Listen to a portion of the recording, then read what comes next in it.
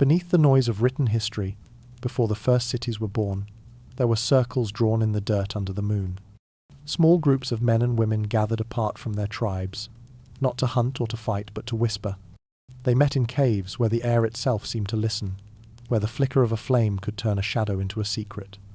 Theirs was a world without paper or monuments, yet even then, power was not held only by the strong. It belonged to those who could keep what they knew unseen. Perhaps it began with hunters who tracked their prey beyond the limits of sight, inventing signs and gestures that others could not understand.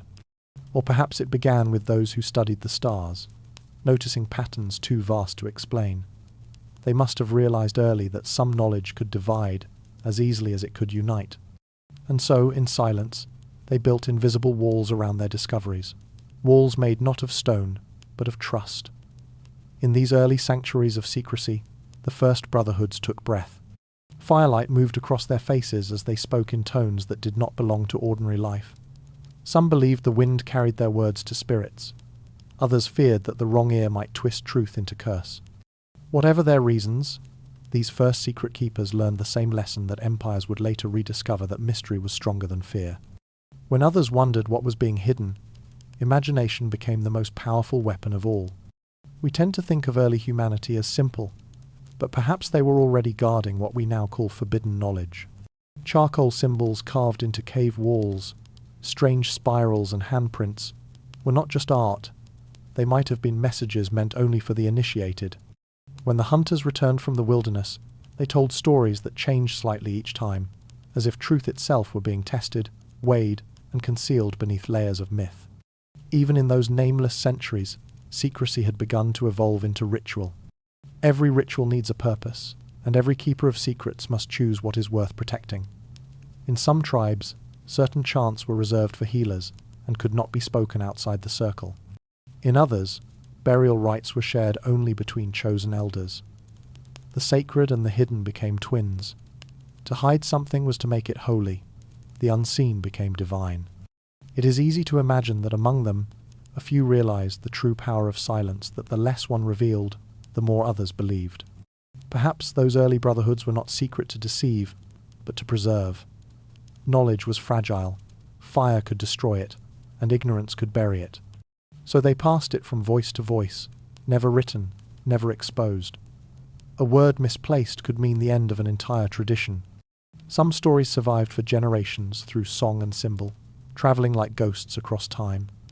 Others vanished, leaving only questions, faint echoes in the ruins of language. The instinct to conceal did not die with the tribes. It grew, following humanity like a second shadow.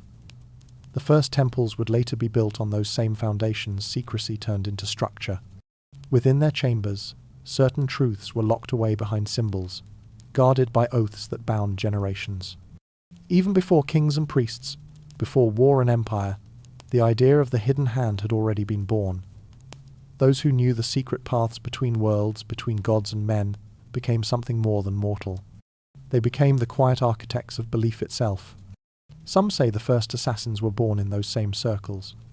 But not assassins as we imagine them, not cloaked killers, but guardians of silence. Their mission was not to end lives, but to protect knowledge that could not be shared. To guard a secret sometimes meant ensuring it never left the circle, no matter the cost. What they preserved is lost to us now, buried under millennia of noise. Yet, somehow, we can still feel their presence in the way certain truths resist discovery, in the way silence still feels sacred. It is a strange thought, that long before history began, humanity had already learned to hide from itself. The same minds that painted mammoths on stone walls also painted invisible boundaries around truth. Theirs was a wisdom both pure and dangerous, a recognition that not all knowledge was meant to be spoken aloud. Even now we inherit that instinct every time we wonder what lies beyond the edge of what we are told. The campfires of those first brotherhoods have long gone out, their ashes scattered by time. Yet their idea that secrecy can protect power and that mystery can shape destiny still glows beneath the surface of civilization. Every secret order that would later rise, from temple priests to hidden societies, carries a trace of those first circles drawn in the dust.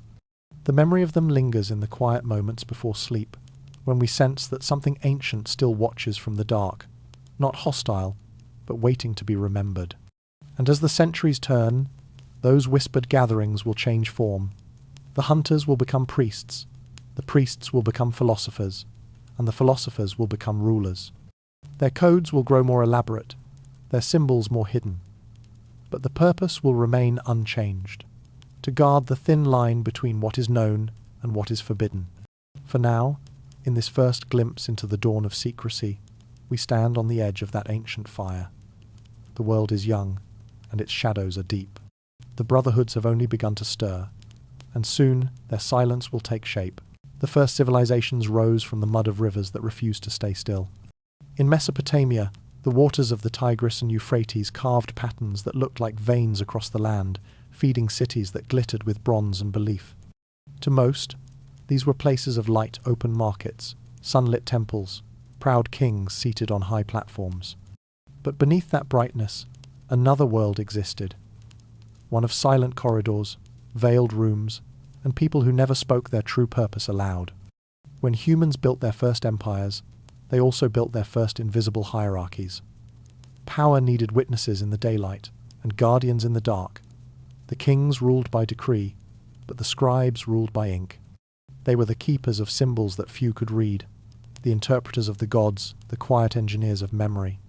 A single mark from their reeds could rewrite the past, and yet no statue was ever carved in their honor. Their anonymity was their armor.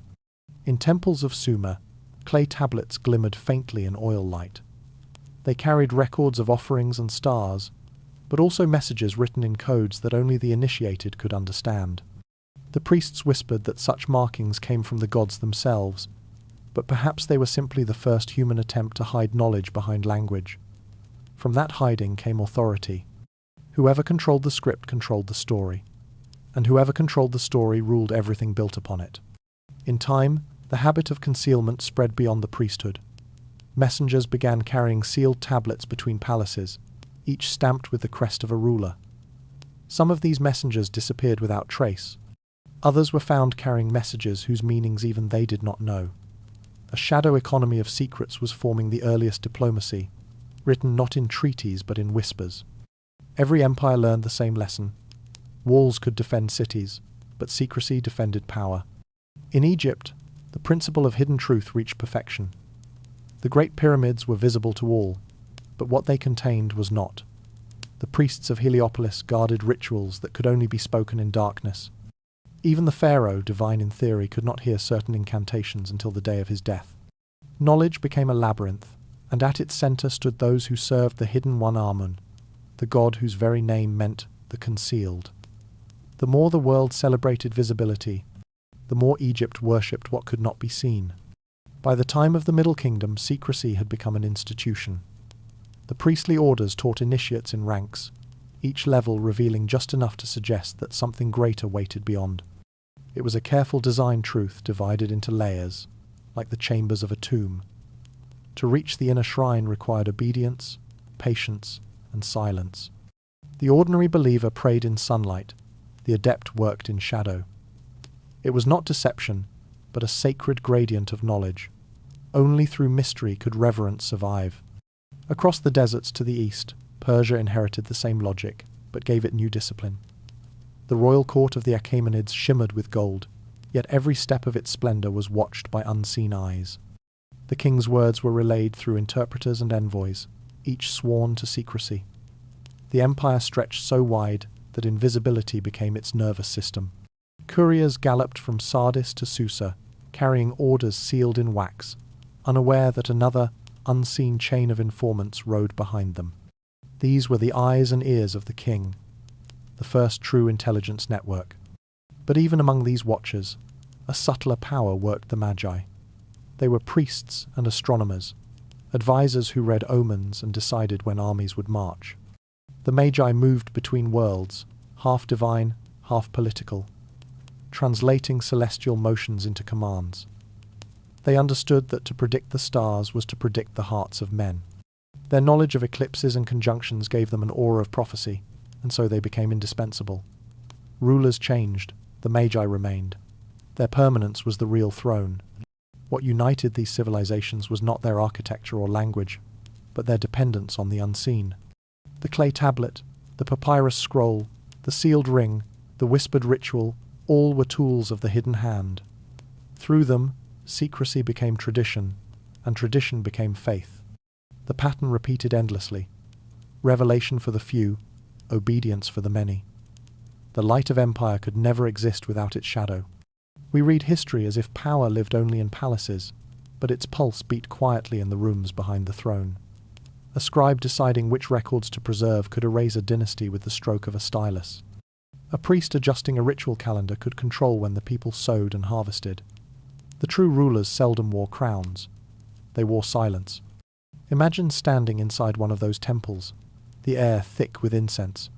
A row of columns rises like a forest of stone. Somewhere in the darkness, a voice begins to chant words that have no translation. You realize that what you hear is older than writing itself, a song meant not to reveal but to conceal. The melody drifts through the chamber, wrapping around you like smoke. For a moment, you understand why secrecy became sacred. Mystery protects meaning the way darkness protects flame. From these early systems, the idea of the hidden hand took root not merely as metaphor, but as operating truth. In every empire, visible rulers acted, yet unseen minds directed.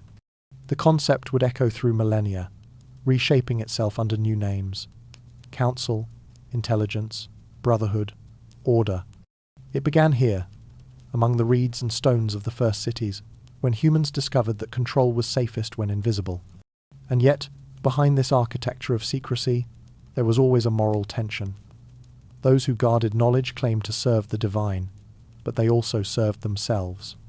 They believed the common mind could not bear the weight of sacred truth. Was that protection or tyranny? The boundary was thin, perhaps invisible. The hidden hand could nurture civilization, but it could also choke it. Light needs shadow, yet too much shadow swallows the light. Still, secrecy endured because it worked.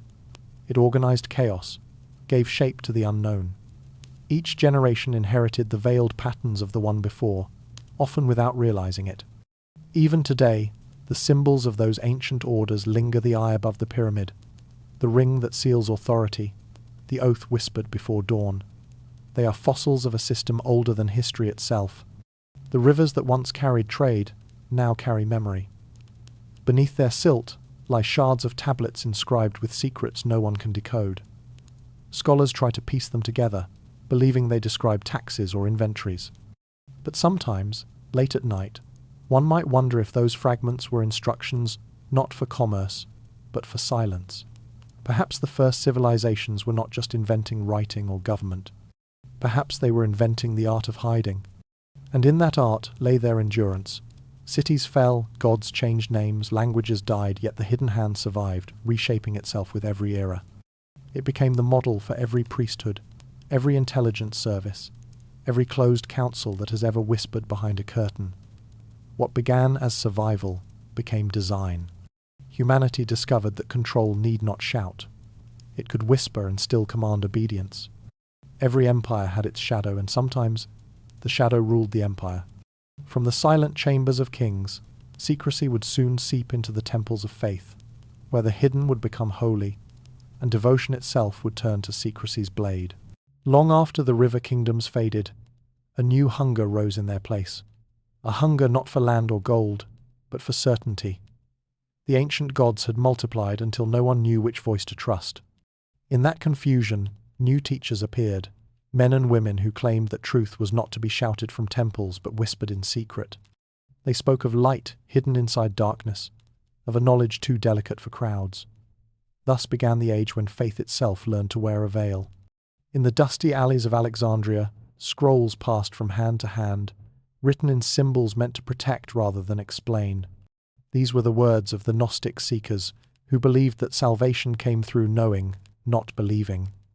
They gathered in quiet houses by lamplight, closing the shutters before the hymns began. To the outside world they seemed harmless, perhaps eccentric, yet among them moved an invisible current. They taught that the world was ruled by false powers, that the divine spark hid within the few who could awaken it. To speak such things openly was dangerous, to hide them was survival. The same rhythm appeared elsewhere in the mystery cults of Greece and Asia Minor, where initiates descended into caves and rose again in ritual rebirth. Silence was the first law. A single misplaced word could profane the sacred. Initiates learned that secrecy was not a burden but a doorway. The moment of revelation came only to those who proved they could guard it. Each vow of silence drew a circle around the initiated, setting them apart from the world above.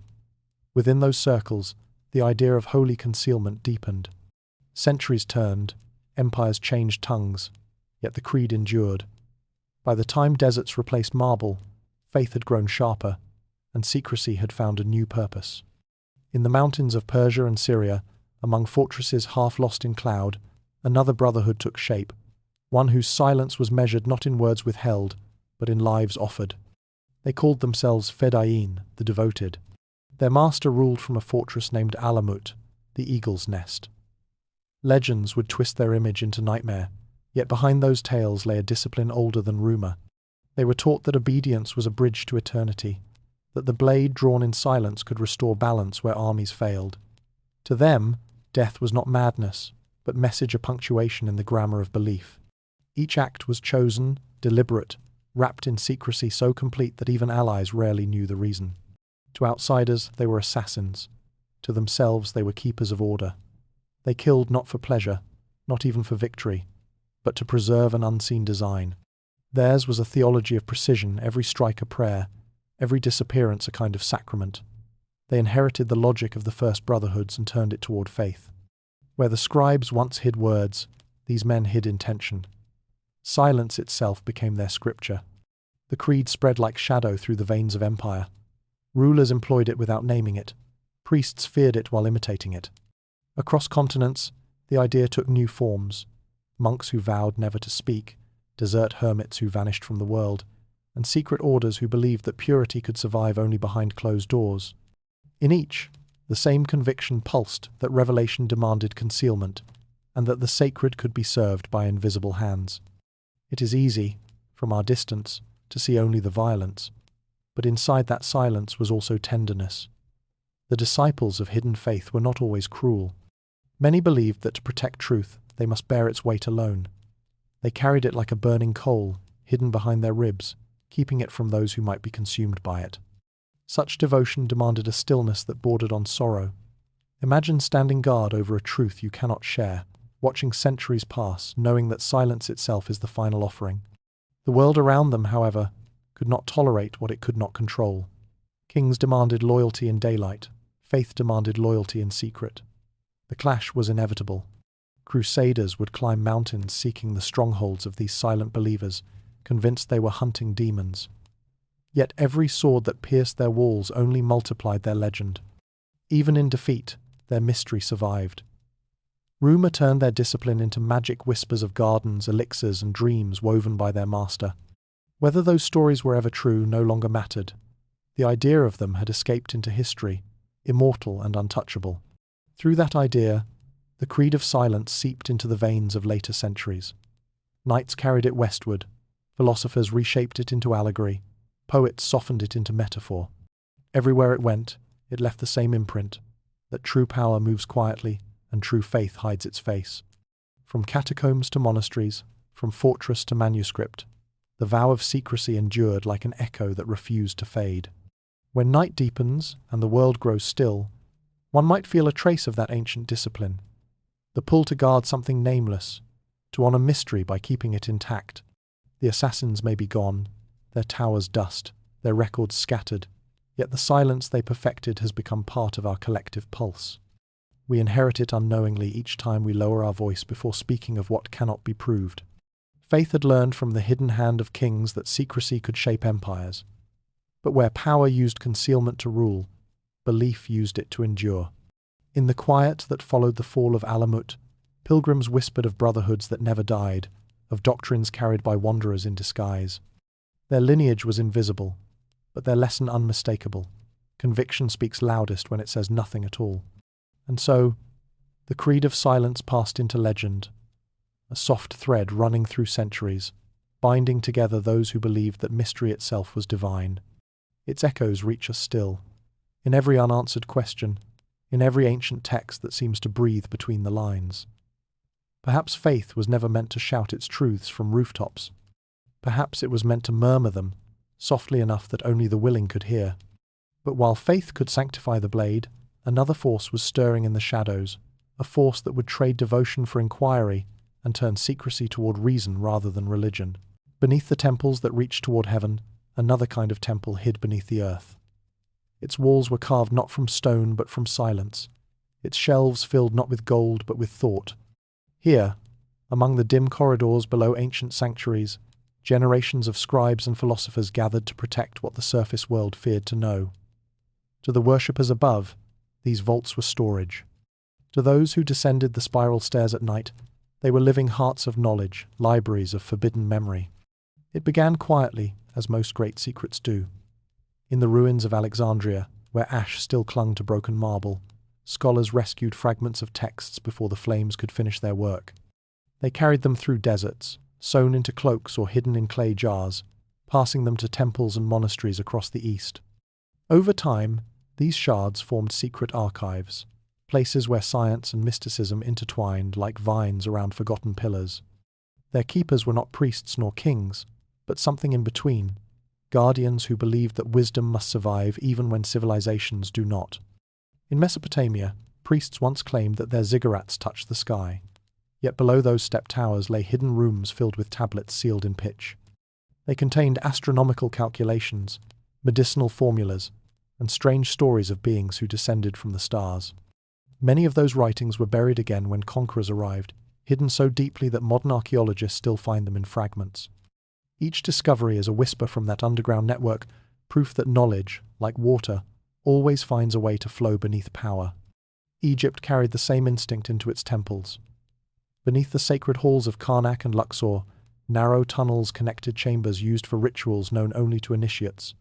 Hieroglyphs on the walls seemed decorative to outsiders, but to the priests they were maps, guiding those who could read them toward a deeper layer of truth. The priests called their secret texts the books of the hidden chambers, scrolls said to contain the origins of the world. Some believed they recorded the language spoken before creation, a speech so pure that the gods themselves grew silent after hearing it. Whether myth or memory, those words were never meant for daylight. Persia, too, built its temples with double foundations, one for the visible altar, one for the invisible archive. The Magi, the same priests who charted the stars, stored their observations in coded verses.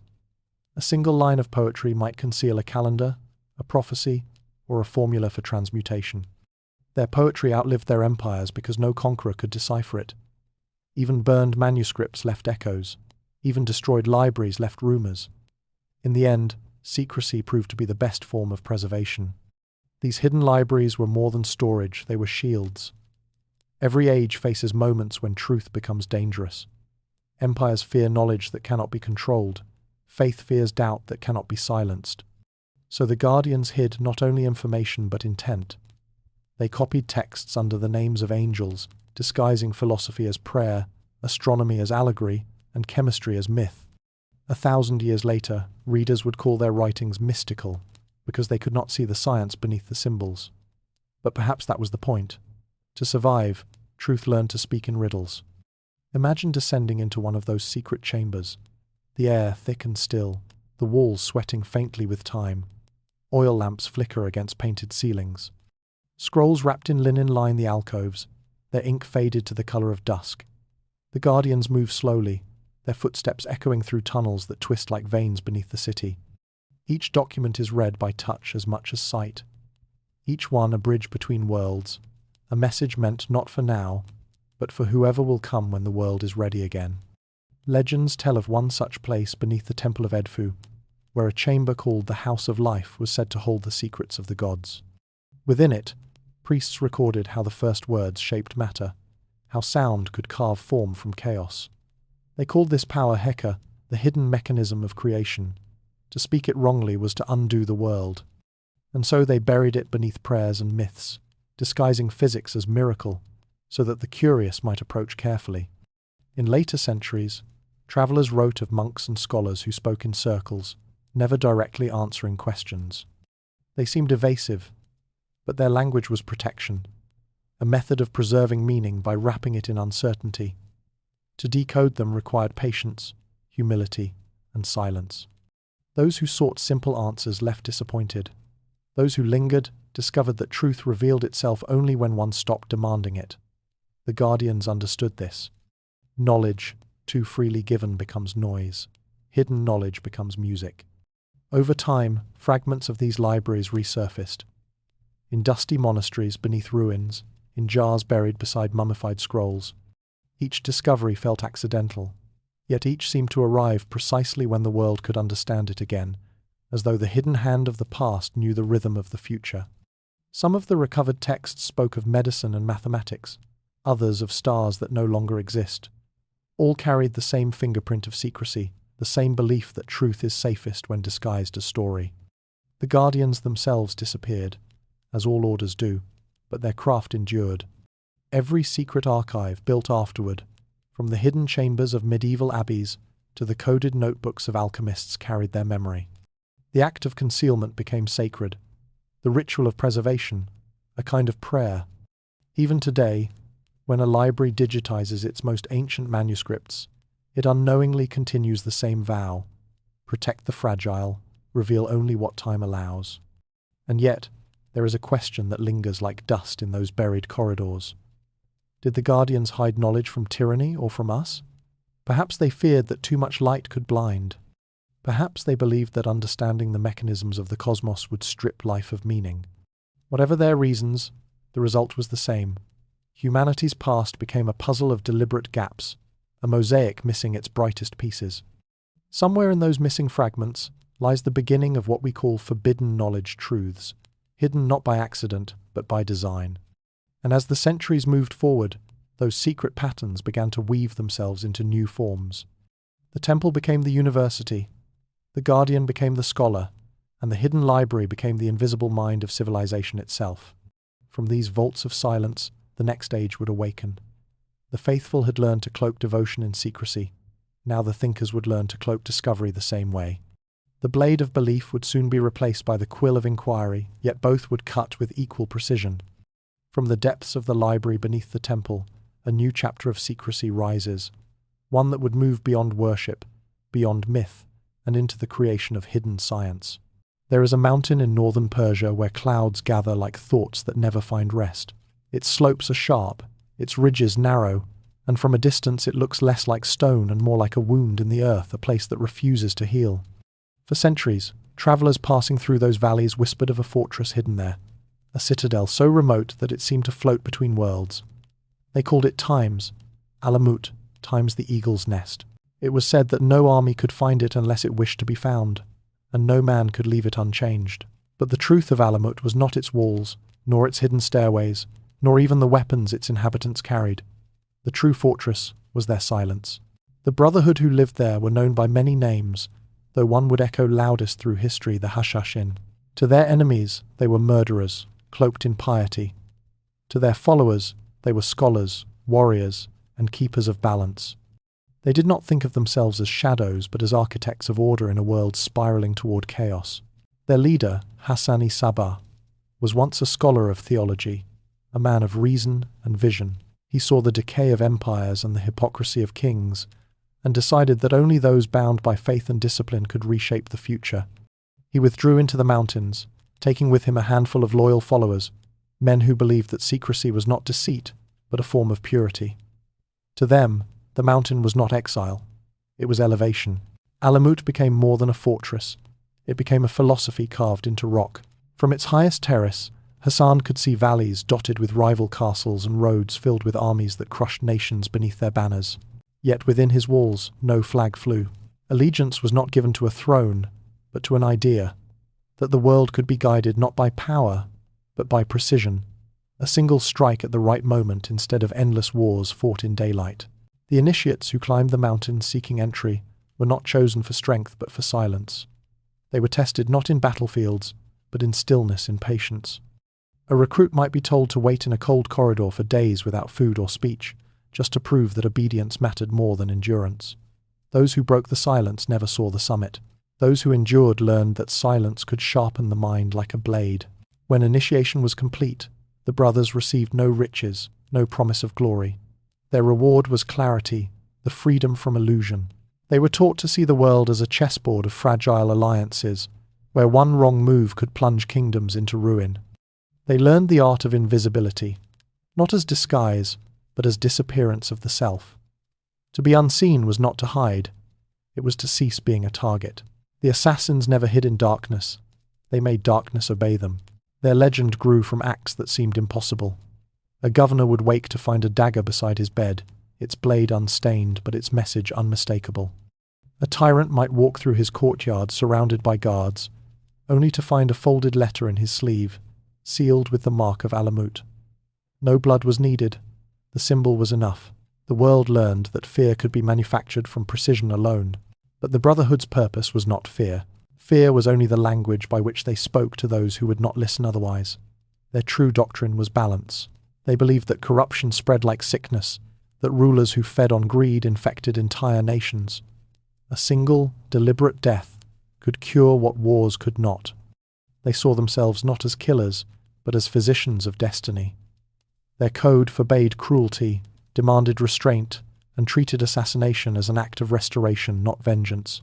From within their mountain halls, the brothers studied philosophy, mathematics, astronomy. Their libraries rivaled those of the great cities. Hassan believed that every assassin must also be a scholar, that the hand which wields the knife should understand the stars it moves beneath. They spent nights mapping constellations, searching for divine geometry in the patterns above, as if the heavens themselves might justify their actions. And yet, their precision made them feared beyond measure. To kings they were spectres, to empires they were a riddle with no answer. Armies marched to find them, and vanished into valleys that swallowed sound. Rumours spread that they were invincible, protected by enchantments or drugs that erased fear. Travellers told of gardens filled with intoxicating scents, where initiates were shown visions of paradise to ensure their loyalty. Perhaps these were lies born of envy, or perhaps they were truths wrapped in metaphor. What is certain is that no outsider ever saw Alamut the same way twice. The Mongols, who conquered half the known world, found even their vast armies slowed by that mountain. Their chronicles speak of ambushes so swift that entire squadrons vanished before a sound was made. It took decades before Alamut finally fell, and even then, its fall felt incomplete, as though the mountain had allowed it. When the Mongols breached the fortress, they found empty halls and libraries smouldering, scrolls turned to ash. The brothers were gone. What remained were their words carved into the walls. Asterisk.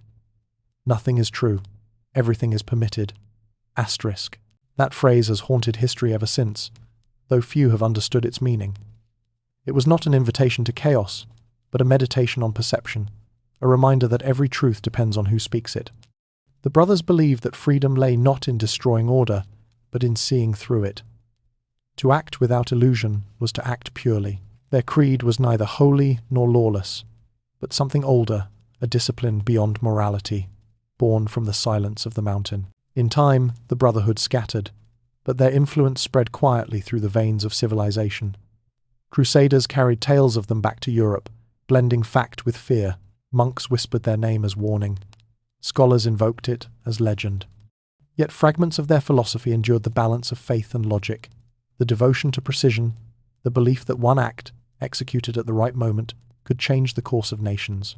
Alamut itself fell into ruin, its terraces reclaimed by the wind, its corridors filled with dust. But when the sun strikes the mountain at dawn, travellers say the light falls on its stones in such a way that they glow for a single breath, as if remembering the minds that once lived there. In that glow lingers the spirit of the order, not of murderers, but of visionaries who learned that control of the world begins with control of the self. History would turn their name into a curse, yet perhaps that, too, was part of their design. For a brotherhood devoted to silence, misinterpretation was the perfect disguise. What better way to survive than to be remembered wrongly? Their teachings drifted into shadow, merging with the myths of knightly orders, secret councils, and hidden architects. The West would take what it could not understand and give it new form, forging legends beneath the symbol of the cross. But before that transformation begins, we linger one last time in the stillness of the mountain, where men of faith once turned silence into power and darkness into obedience. When the Crusaders crossed the deserts, they carried with them banners, relics, and songs of divine conquest. Yet what they found in the East was not only the clash of armies, but the collision of worlds, the disciplined stillness of a culture that measured time, not in victories, but in patience. Along those dusty roads between Antioch and Jerusalem, the whispers of the mountain traveled faster than any army. Soldiers spoke of men who struck without warning, of daggers left as messages, of a brotherhood that served neither king nor pope. To the Crusaders, these tales sounded like sorcery. They imagined assassins conjured by demons, their blades guided by unseen spirits. In truth, what terrified them was not magic, but method. They could not comprehend an enemy who fought without armies, who moved in silence and vanished without trace. Against the thunder of crusading banners, the assassin's restraint was unthinkable. An invisible logic in a world drunk on spectacle. It was through merchants, translators, and prisoners that fragments of the order's philosophy began to drift westward. Knights returned home with stories that blurred fact and fear, turning discipline into myth. In the camps of the Templars, whispers circulated of Eastern mystics who worshipped a hidden truth, who believed that death itself was only a door to understanding. They spoke of Alamut as if it were a shadowed cathedral, a mirror image of their own faith inverted and perfected. The irony was subtle. While the Crusaders marched to spread their God's word, they found themselves haunted by those who spoke none. The assassins' silence unsettled them. In every gesture, they seemed to hold an awareness the West did not yet possess, that to control the self was to control destiny. The Knights Templar began to borrow what they did not fully grasp. They adopted signs, symbols, oaths, and layers of initiation that mirrored what they had glimpsed in the East. What began as imitation soon became invention. Within the ranks of the Templars grew a fascination with secrecy. Their order, already disciplined, began to cultivate silence as power not just to protect information, but to create awe. They learned that mystery inspires loyalty more than gold ever could. A soldier sworn to an ideal he cannot see will die more faithfully than one who fights for a crown. Thus, the Crusader roads became arteries through which the East's hidden arts flowed into Western soil. Even chroniclers of the time noticed the change. The Templars returned wealthier, wiser, and stranger. They built fortresses that resembled temples more than castles, adorned with patterns echoing Eastern geometry. Their rituals became private, their words veiled. Within a few decades, rumors of heresy spread among those who feared what they could not witness. The order that had once been the Church's sword was beginning to resemble its shadow. In the East, meanwhile, the original Brotherhood of the Mountain watched in silence. Their influence spread not by conquest, but by curiosity. They did not need to cross oceans. Others carried their legend for them. The power of their example lay in its ambiguity. To some, they were demons. To others, saints. To those who listened carefully, they were something else entirely. A proof that discipline could outlast empire. As pilgrims and mercenaries returned to Europe, they brought back more than relics. They brought back new ways of thinking, the idea that knowledge could be sacred even when divorced from dogma, that power could exist without title. In the monasteries of France and the universities of Italy, scholars began to translate Arab texts on mathematics, astronomy, and philosophy. Hidden within those pages were echoes of the same logic that had guided Alamut: precision, structure, patience. The West was beginning to inherit the art of secrecy without realizing it. And yet, the exchange was incomplete. What the East offered as balance, the West often turned into ambition. The philosophy of the hidden hand, subtle, measured, purposeful, became a blueprint for control. The Templars grew into financiers, builders, and custodians of sacred relics. Their influence spread so swiftly that kings began to fear them. Whispers of the Hashashin mingled with suspicions of the Templar until the two legends fused. To common minds, both became symbols of invisible power, one born from the crescent, the other from the cross. By the 13th century, Europe's fascination with the unseen had reached fever pitch. Secret orders multiplied, each claiming divine purpose, each swearing loyalty to truths hidden from ordinary souls. None of them knew that the pattern they followed had been drawn long before on a Persian mountainside. The West had absorbed the echo but lost the voice.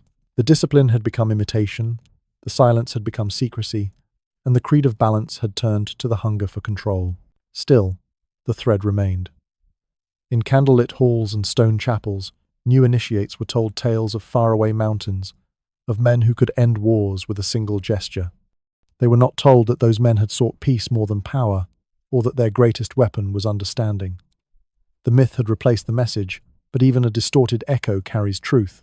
As the last crusaders limped home, the desert winds erased their footprints. Yet the ideas they carried endured, buried in the architecture of cathedrals, whispered in the oaths of knights, painted into stained glass as symbols no one dared to explain. The East had refined secrecy into an art, and now the West would claim it as its own, weaving its lessons into new robes, draping faith and ambition in the same cloth. From the silence of the mountain to the murmurs of the monastery, the current flowed unbroken. The next chapter of this hidden history would unfold not under the crescent, but beneath the cross. The roads home from the Crusades were long, and every mile changed the men who walked them. They had left as warriors of faith, and returned as something else, pilgrims who had seen too much. From the east they brought relics and scars, but also questions their bishops could not answer. What they had witnessed in the deserts had quietly rearranged them.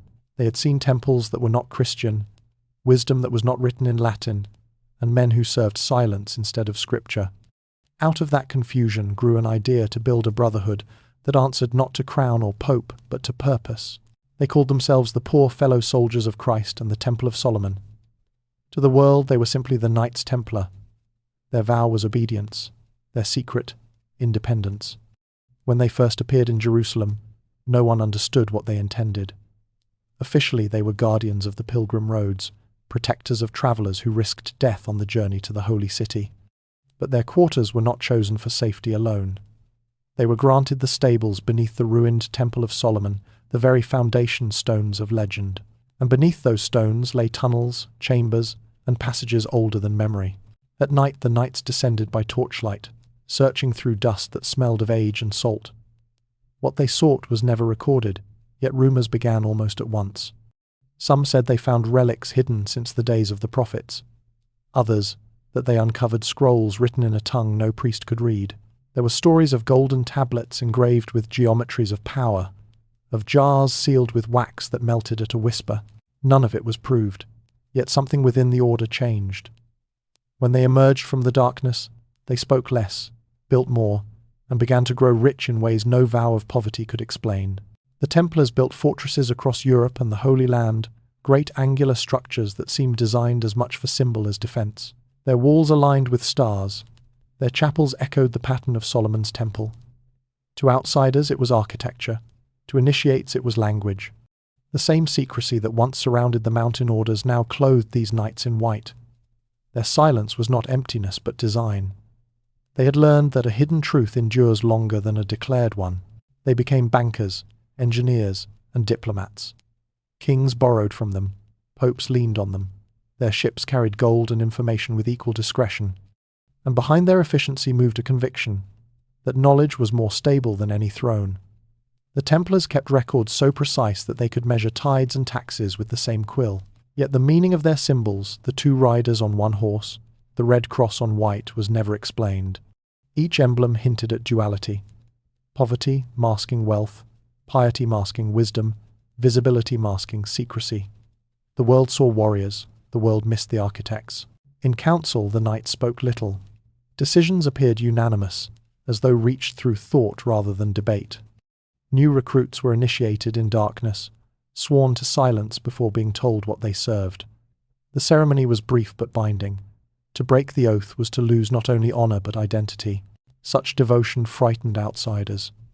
The church, which had blessed their birth, began to suspect their independence. An army of monks that needed no priest was a dangerous invention. Still, the Templars thrived. Their commanderies dotted Europe like constellations, connected by roads known only to them. At night, messengers rode between them carrying coded ledgers, secret maps, and letters sealed with black wax.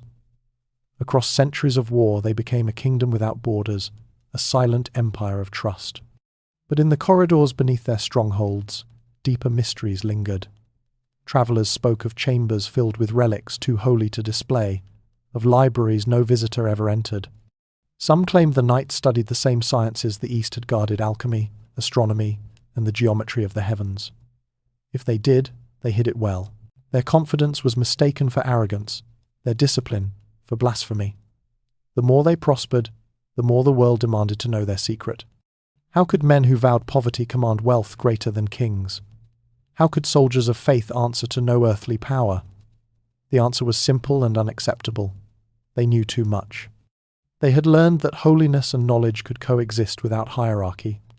They had seen the gears behind faith's curtain, and once seen, it could not be unseen. Rumours spread faster than armies. In taverns and cathedrals, whispers painted them as heretics who worshipped a severed head, as magicians who spat on the cross, as lovers of the devil they had sworn to fight. The more absurd the rumour, the more it was believed, for nothing terrifies authority like mystery. Kings who owed them gold began to count the reasons to erase their debt.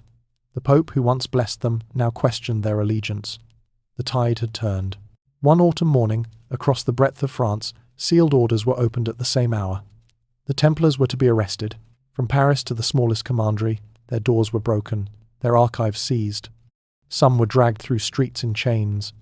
Others vanished before dawn, leaving only extinguished candles and the smell of wax. The world that had feared their silence now demanded their confession. Torture supplied what evidence could not. They admitted to anything their captors desired, for silence, once broken, can be twisted into any shape. Yet even in ruin, their secrecy endured. Many of their treasures were never found. Many of their leaders disappeared between prison and pyre. Some say fleets of their ships slipped away under moonlight, carrying their archives to places unrecorded. Others believe their knowledge was scattered intentionally, each fragment hidden within other orders that would one day awaken it. The truth is quieter still. The Brotherhood survived in memory, in architecture, in the habits of those who understood that secrecy is indestructible when it becomes tradition. The ashes of their persecution would fall across the following century, feeding the soil from which new societies would rise, lodges, guilds, and fraternities that echoed their symbols and borrowed their silence. In their downfall, the Templars achieved what no army could. They made secrecy eternal. They had lived as knights, died as heretics, and been reborn as legend. Yet behind the legend remained the simple truth of their order. They were men who had learned to see too deeply into the foundations of power, and for that, they could not be allowed to remain. When the smoke cleared and their fortresses stood empty, the world felt strangely quieter, as though a great engine had been shut down. But in that silence, something else began to stir, a whisper that knowledge could no longer be chained to faith alone. The East had refined secrecy into art, the West had made it institution. Now, out of their ashes, secrecy would learn a new language, the language of inquiry. The morning of October 13th, 1307, began like any other in France, mist clinging to riverbanks, bells tolling faintly through the fog. Yet beneath that stillness moved an invisible command. At sunrise, soldiers knocked on monastery doors, on fortresses, on humble farms where knights once prayed before dawn. By noon, the order of the temple was no longer free. The arrests were simultaneous, precise, and absolute, as if the world had rehearsed for getting them. The king, Philip the Fair, owed the Templars more gold than his coffers could repay. The Pope owed him obedience. Between debt and doctrine, a sentence was written that disguised greed as faith.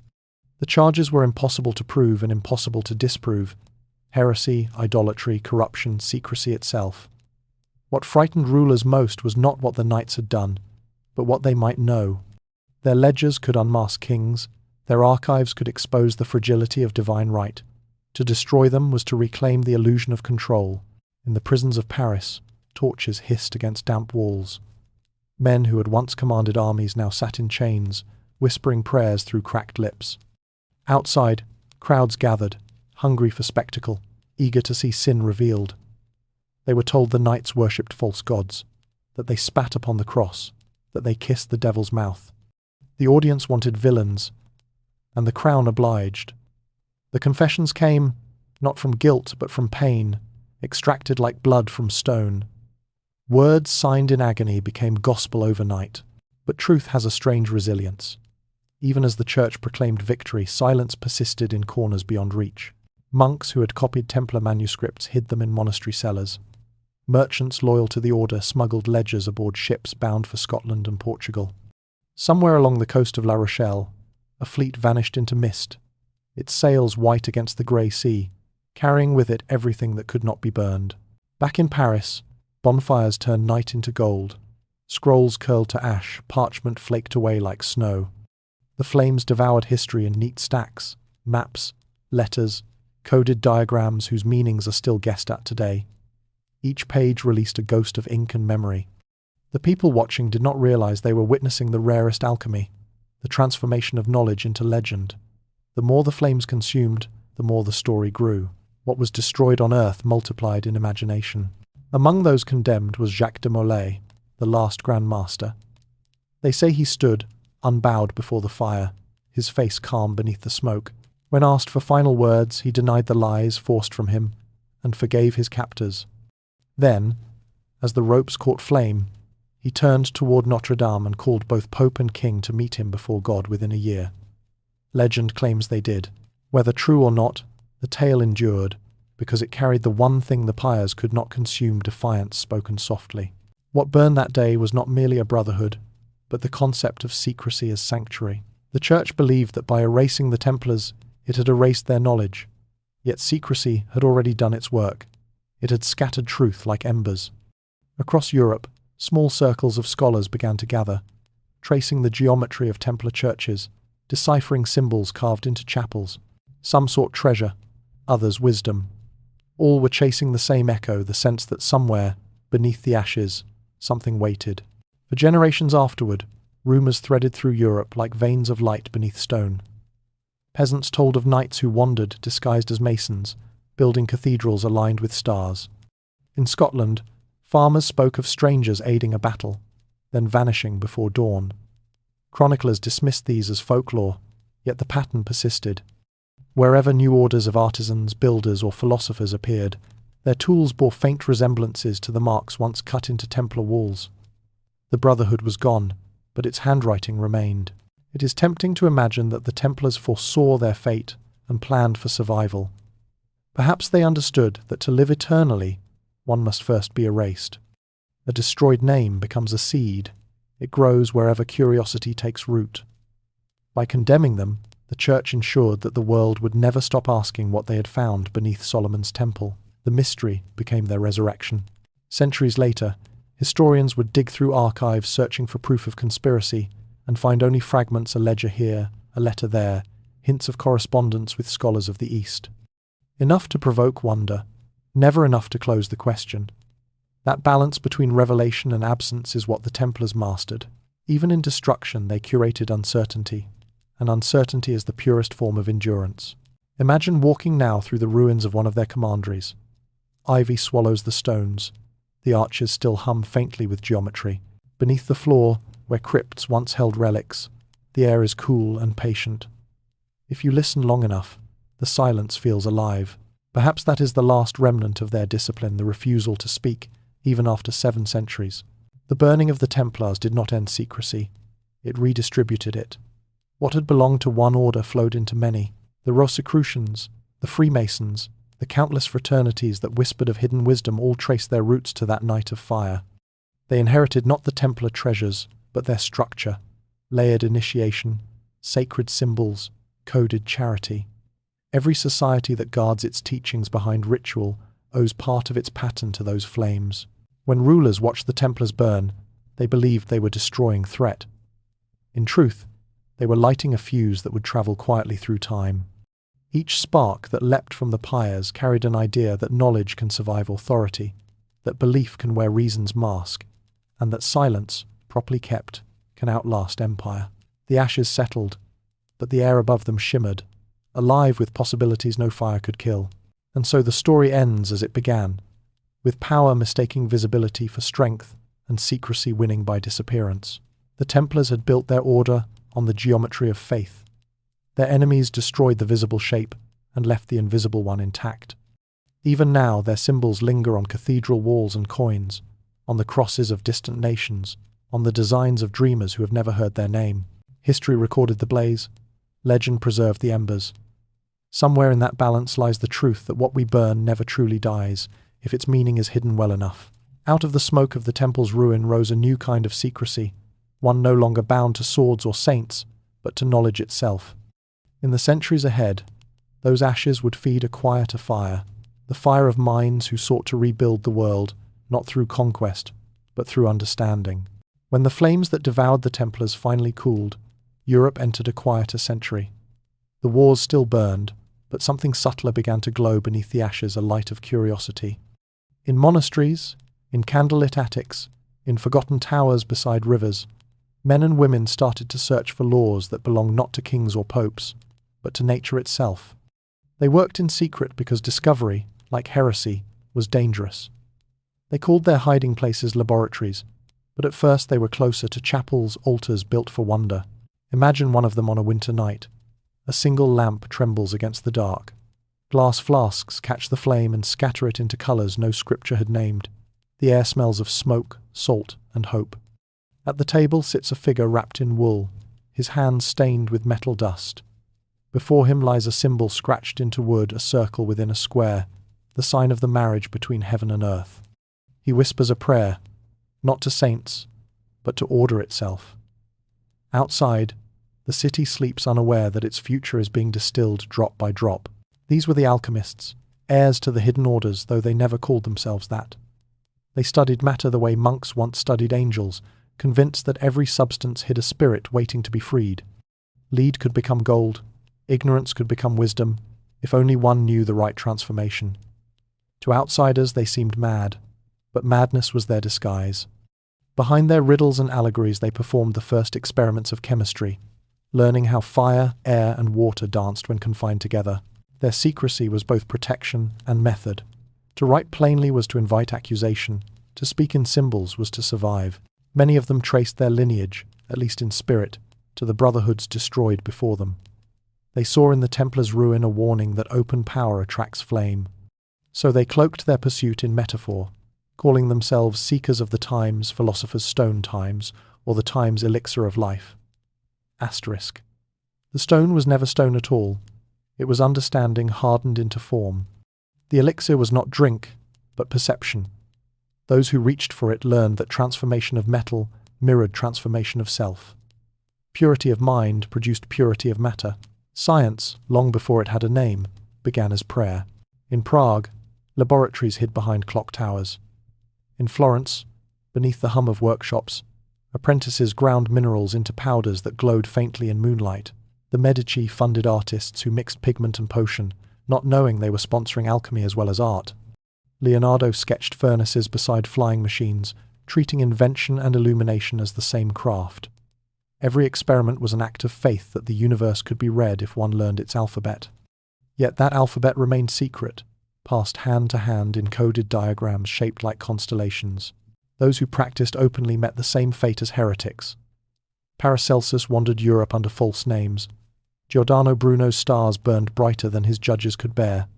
Each exile carved another path underground. Knowledge became a fugitive moving from one safe house to another, protected by silence and symbol. The laboratory replaced the monastery. The flame of the furnace replaced the candle of prayer. The hidden orders had not died, they had simply changed their vocabulary.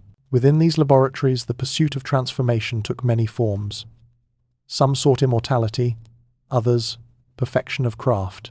But beneath every variation pulsed a single conviction, that the world concealed harmony, and to reveal it was to touch the divine. The alchemists drew circles on their floors not as superstition, but as geometry echoes of cathedrals translated into chalk. Each circle marked the boundary between chaos and cosmos, between what could and could not be spoken. When the mixture boiled correctly, they said the substance sang.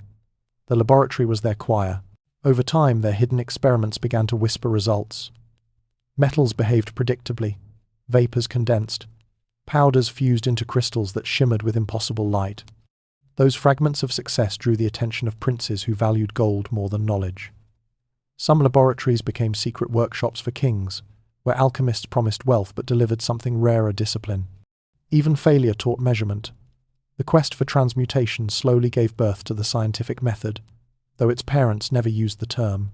They believed they were decoding creation's script, not rewriting it. Still, secrecy remained essential. The church watched carefully, uncertain whether these new seekers worshipped truth or temptation. So the language of alchemy grew denser, its metaphors thicker. A treatise might describe the time's union of the Red King and White Queen times, meaning simply sulfur and mercury.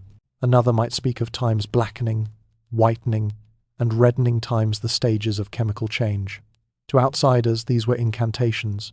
To initiates, they were equations written in disguise. Secrecy had become the medium of progress itself. In a sense, every laboratory was a new Alamut, a fortress of thought built high above persecution. Its walls were not stone but discretion. Within them, knowledge moved from intuition to proof, from symbol to substance. Glass replaced parchment, yet the motive remained, to grasp the mechanisms of creation without shattering them. The alchemists never sought to dethrone God. They sought to understand his handwriting. They knew that to reveal too much, too quickly, was to invite another fire. The hidden laboratories stretched like a constellation across Europe. Invisible lines connected them, letters, coded diagrams, fragments of formula hidden inside prayer books.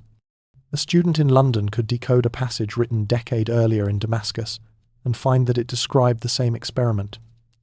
Without knowing it, they were forming the first international network of minds. The brotherhoods of secrecy had evolved into a brotherhood of inquiry, yet for all their progress, they remained haunted by the ghosts of those who came before. Every flask that cracked, every experiment that failed, seemed to echo the Templar pyres. They worked in whispers, aware that discovery could still summon destruction, and so they practiced a delicate balance, reveal enough to inspire, conceal enough to survive. The balance itself became their creed. If you could stand among them now, if you could hear the soft hiss of steam and the turning of parchment, you would sense that the air itself held its breath. Something vast was about to awaken. The alchemists did not know it, but they were preparing the world for an age when secrecy would give birth to reason, and reason would learn to hide behind secrecy once again. The hidden laboratories were wombs of the modern mind. From their glass crucibles would rise the age of codes, compasses, and invisible forces. They had replaced swords with flasks, and prayer with experiment. But the instinct was the same, the ancient human urge to look at darkness and see order moving inside it. Their fires burned quietly, yet their glow reached farther than any torch carried by kings. And soon, those flames would light the palaces of power themselves.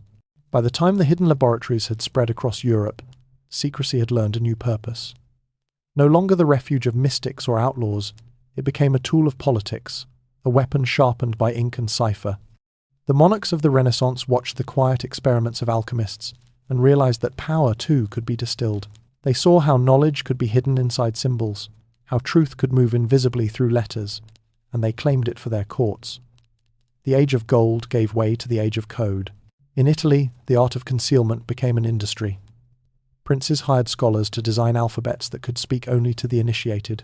A single document might contain 3 meanings, one for the courier, one for the reader, and one for the mind clever enough to look between the lines. The new magicians were not priests or philosophers, but secretaries, armed with ink. Their laboratories were desks, their crucibles, wax seals. Florence led the way. The Medici, heirs to both money and mystery, funded painters and mathematicians who treated geometry as language. Their patronage built cathedrals and conspiracies with equal precision. Within their palaces, letters moved faster than armies.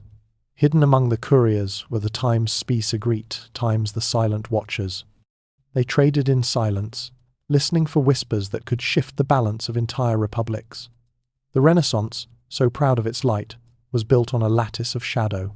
In France, the kings followed suit. Cryptographers at court developed ciphers that could confound even their own allies. The first code rooms appeared behind chapel walls, their windows brick to keep light and listeners out. The work was endless. Encrypting orders for generals, decoding pleas from spies, inventing new keys for new betrayals. The pen no longer recorded history, it maneuvered it. England, watching from across the Channel, answered with its own invisible army. Under Elizabeth I, a man named Francis Walsingham built a web of intelligence so vast that it touched nearly every port and embassy in Europe. His agents spoke a dozen tongues and wrote none of them plainly. They invented invisible inks that revealed words only when warmed by candlelight. They forged signatures so perfectly that truth and deception became twins. To rule now required mastery of silence, and silence required systems. What had begun as alchemy had transformed into espionage, the science of secrecy itself. Every message carried both promise and peril. A cipher, once broken, could destroy kingdoms. A hidden phrase could save a life. Rulers learned to trust paper more than people, and courtiers learned that the truest loyalty was the kind that left no record. Secrecy had become statecraft, but hidden among the politics were still those who sought meaning beyond control. Philosophers and inventors gathered under patronage, often protected by the same kings who feared them. Leonardo da Vinci encoded his notebooks with mirrored writing, hiding engineering among sketches of angels. His mind moved between art and mechanics as if no border existed. In Prague, the astronomer Kepler saw divine geometry and planetary motion and drew the heavens like a coded manuscript. Even Shakespeare, in his plays, layered allegories that questioned faith and rule under the guise of entertainment. The Renaissance adored masks, and truth wore the finest one of all. The language of symbols multiplied. Coins carried sigils, cathedrals hid mathematical ratios in stained glass, paintings concealed allegories, visible only to the trained eye. Every surface became a page, every artist a potential conspirator in the grand dialogue between visibility and disguise. Knowledge had learned to smile in public while speaking in private. It was not deception, it was evolution. As the 16th century deepened, the courts of Europe glittered with art and blood. Alliances shifted nightly, held together by letters coded so elegantly that they read like poetry. Monarchs understood what the old orders had known all along, that to be obeyed, one must remain partly unseen. The open throne was ceremony, the hidden desk was command, yet there was a danger in mastery. The more rulers relied on secrecy, the more secrecy began to rule them. Councils plotted within councils, spies spied on spies. The invisible networks that once protected power started to entangle it. Some whispered that kingdoms had become laboratories themselves, their people subjects of endless experiment. The search for hidden truth had turned into a mirror maze. No one could tell reflection from revelation. In this world of veiled communication, the line between scientist and spy blurred completely. Galileo watched the skies with instruments forged in secret workshops, his findings coded in anagrams to avoid the church's wrath. His telescope was both weapon and confession. Each star he named rearranged humanity's place in creation, and each discovery he concealed kept that truth alive a little longer. Secrecy once again became salvation. By the early 17th century, Europe was a vast conversation whispered through parchment. Empires expanded not just by armies but by archives. Whoever controlled information controlled time itself. Histories could be edited, maps redrawn, and futures decided before dawn. The hidden hand had returned, this time wearing velvet gloves. And yet, within all this control, another impulse stirred the same spark that had once glowed in Alamut and Alexandria. A few thinkers began to dream of secrecy used not to manipulate but to understand. They gathered quietly, exchanging letters under pseudonyms, signing only with geometric emblems. These were the early Rosicrucians, heirs of both alchemists and Templars, promising enlightenment through mystery.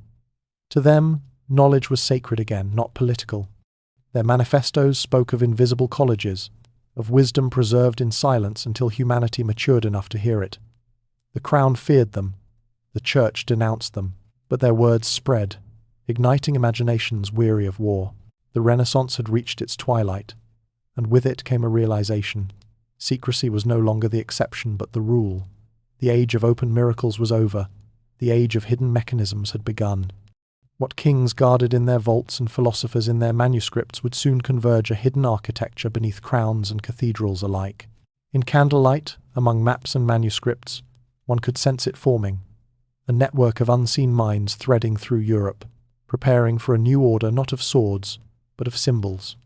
From the laboratories of the alchemists to the chambers of the monarchs, secrecy had found its perfect equilibrium, half science, half faith, bound together by curiosity.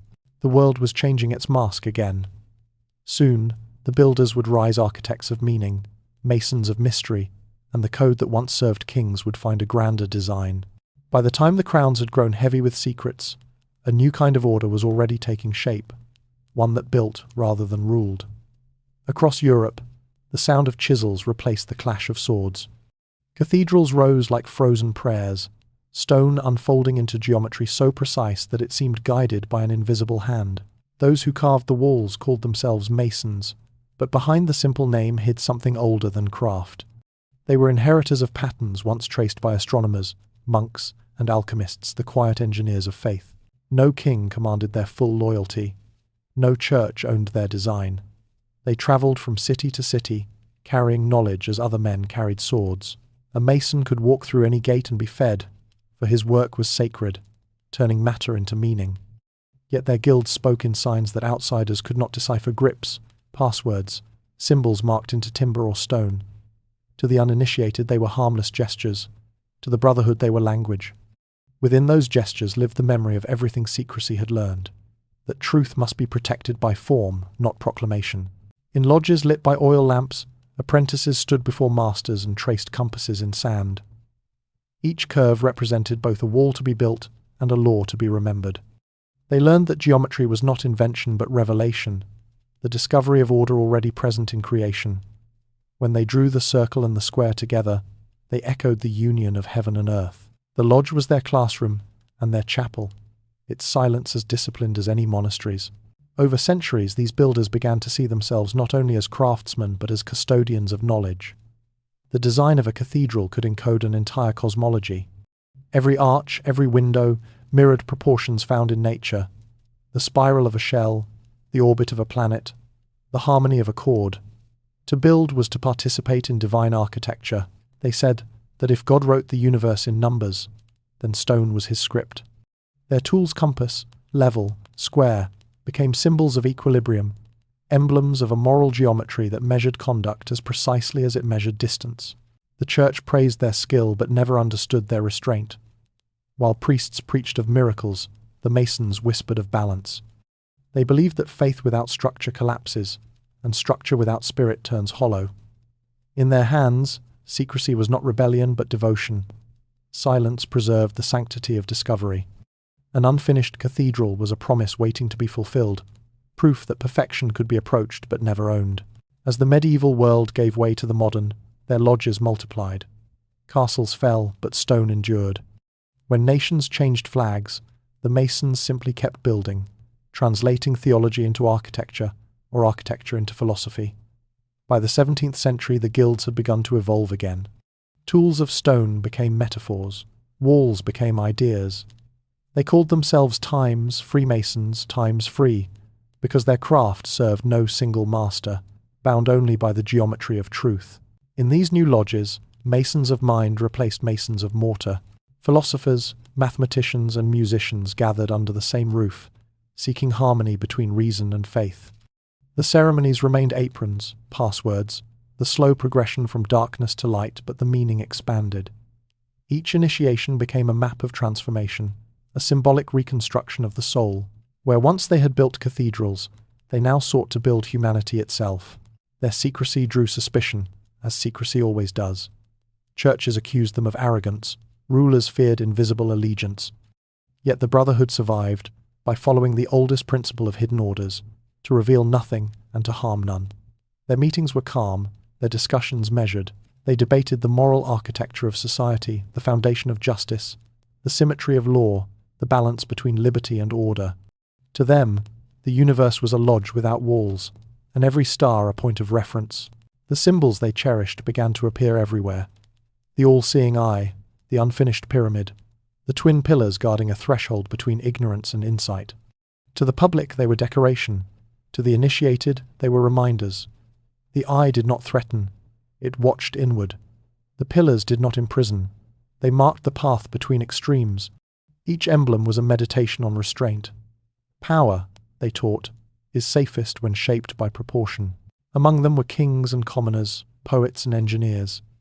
In that equality lay their quiet revolution. Titles dissolved at the lodge door. A prince might take instruction from a carpenter, if the carpenter's compass proved truer. They called each other Times Brother Times, not as flattery but as function. Brotherhood was geometry expressed in flesh, a structure of mutual weight and balance. It was also protection. In an age of surveillance and suspicion, their secrecy kept friendship from being weaponized.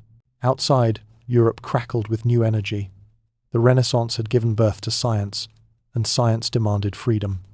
The Masons became its discreet guardians, offering shelter to thinkers who questioned too loudly. Within their halls, Galileo's equations and Newton's principles could be discussed without fear. Faith and mathematics met in peace for the first time in centuries. The lodge was a sanctuary where opposing truths learned to coexist. It is said that when Christopher Wren designed St. Paul's Cathedral, he embedded the lodge's philosophy in stone, the dome representing reason, the cross beneath representing faith. Whether legend or fact, the building stands as monument to the harmony secrecy sought to preserve. Beneath its calm proportions lies the same logic that guided temples in Egypt and fortresses in Persia, the belief that order, once revealed too fully, dissolves. By the 18th century, the lodges had spread across oceans. In colonies and capitals alike, men met by candlelight to repeat oaths first spoken in medieval quarries. The age of enlightenment was dawning, yet it still needed darkness to grow. The builders of the hidden world provided that shade. They became midwives to revolutions, philosophers of liberty who spoke in symbols to avoid the gallows. Wherever they went, architecture followed bridges, observatories, city plans drawn with the symmetry of prayer. Even now, their legacy surrounds us. We walk through their metaphors daily through doorways framed by proportions they perfected, beneath ceilings designed to remind the eye of infinity. Their influence hides in calendars, currencies, and constitutions. They taught the world that structure itself is a kind of mercy. Without boundary, chaos reigns. Without mystery, meaning fades. The builders never claimed divinity. They claimed only responsibility to balance the visible and the unseen. And in that balance, they became the quiet backbone of modern thought. The same compasses that once measured stone now measure ideals, guiding those who still believe that reason and wonder are not enemies but twins. Their architecture was never merely physical. It was emotional, ethical, cosmic. To build well was to live well. To shape the world was to mirror its creator. And when at last they set down their tools, the lodges remained, humming softly with the memory of every line drawn in secrecy for the sake of light. The lodges had begun as sanctuaries for builders and dreamers, but by the 18th century they had become laboratories for ideas. The world was shifting. Monarchs still ruled by divine right, yet the streets murmured with a different gospel, the equality whispered in candle-lit rooms, where architects, poets, and philosophers met as brothers. The geometry that once shaped cathedrals was now shaping society itself. Inside those meeting halls, the air smelled of wax and ink. Charts of the heavens hung beside maps of new continents. Discussions turned from stone to spirit, from vaults to values. The Masons spoke of liberty as balance, of justice as symmetry, of reason as light diffused through stained glass. They believed that what held a wall together could also hold a nation together. Each oath they took echoed the ancient creed: build carefully, reveal slowly. Outside, the world caught fire. Empires overreached, kings taxed too heavily, and the old hierarchies trembled. Many of the men who would lead revolutions carried within them the discipline of the lodges. They had learned to question without hatred, to plan without spectacle. In taverns and town halls, they spoke the same measured language of structure and proportion. Freedom, they argued, was not chaos, it was architecture awaiting construction. In America, lodges multiplied as quickly as printing presses. Colonists, who had once sworn loyalty to the crown, gathered in secret to sketch new blueprints of government. The square and compass hung beside sketches of flags and declarations. When independence finally arrived, it wore the markings of their craft. The design of Washington's streets, the layout of its monuments, even the pyramid and eye on its currency, all murmured of the builders who believed that a republic, like a cathedral, must align with unseen laws. Across the ocean, France listened. The salons of Paris, filled with the same vocabulary: reason, balance, fraternity. Philosophers who had read Rosicrucian manifestos and Mason charters began to fuse them into political vision. When the Bastille fell, it was not only a prison that collapsed, but a symbol of ignorance giving way to structure. Yet revolutions are earthquakes as much as architectures, and their geometry often shatters. Some lodges dissolved into factions. Others tried to guide the chaos back toward equilibrium. Through both triumph and terror, the idea of a hidden order surviving above politics endured. The 19th century inherited that tension. Monarchs feared invisible architects manipulating events. Reformers sought refuge in secrecy from censorship and exile. Everywhere, the same pattern appeared. When speech was forbidden, symbols spoke. In Italy, the Carbonari used the language of lodges to plan liberation from foreign rule. In Germany, students swore oaths by candlelight to unite scattered states. In South America, independence leaders carried coded letters marked with the same sigils once carved into European stone. Secrecy had become a migratory species, nesting wherever hope required shelter. But not all orders sought revolution. Some turned inward, refining the moral architecture of individuals rather than nations. Philanthropic societies emerged from Masonic roots, dedicating themselves to hospitals, orphanages, libraries, the quiet repair of civilization. Their ceremonies remained, but the goal shifted, to build compassion where others built monuments. They believed that enlightenment was not a flash of divine fire, but the steady rising of many small lights. Still, suspicion followed them. Newspapers printed diagrams of supposed conspiracies. Pamphlets warned of brotherhoods without borders. To the frightened, secrecy always looks like control. Yet those who entered the lodges found less command than contemplation. Their rituals were meditations on restraint. A man blindfolded not as punishment, but as reminder that wisdom begins in darkness. The governments born from their philosophies soon learned that secrecy could serve them too. Diplomatic channels multiplied. Intelligence bureaus grew from the same logic as lodges cell-like, compartmentalized, governed by code. The hidden orders had taught the modern state its own anatomy. Even transparency required a skeleton of shadow. In the sciences, another transformation mirrored this pattern. Newton's successors, the Royal Societies, and academies across Europe organized research as carefully as rituals. Membership required nomination, experiments were witnessed under oath, and discoveries were encoded before publication. The pursuit of knowledge had adopted the discipline of secrecy not to hoard, but to verify. Precision replaced prophecy, yet the feeling was the same: reverence for order unseen. By the century's middle years, the lodges had spread across continents, adapting to local tongues while keeping the same pulse. A merchant in Bombay could exchange greetings with a printer in Boston, using symbols older than either empire. Beneath differences of race and creed, a common geometry of intention held them together. They saw humanity as a building still under construction, each generation adding stones it would never see completed. Some rulers embraced this vision, others tried to silence it. Dictators demanded oaths that no brotherhood could give. Under regimes that worshipped uniformity, lodges were outlawed, driven again into secrecy. But suppression only confirmed their belief that hidden order was necessary. Where public truth was twisted, private truth endured. Every ban created another myth, every myth another initiate.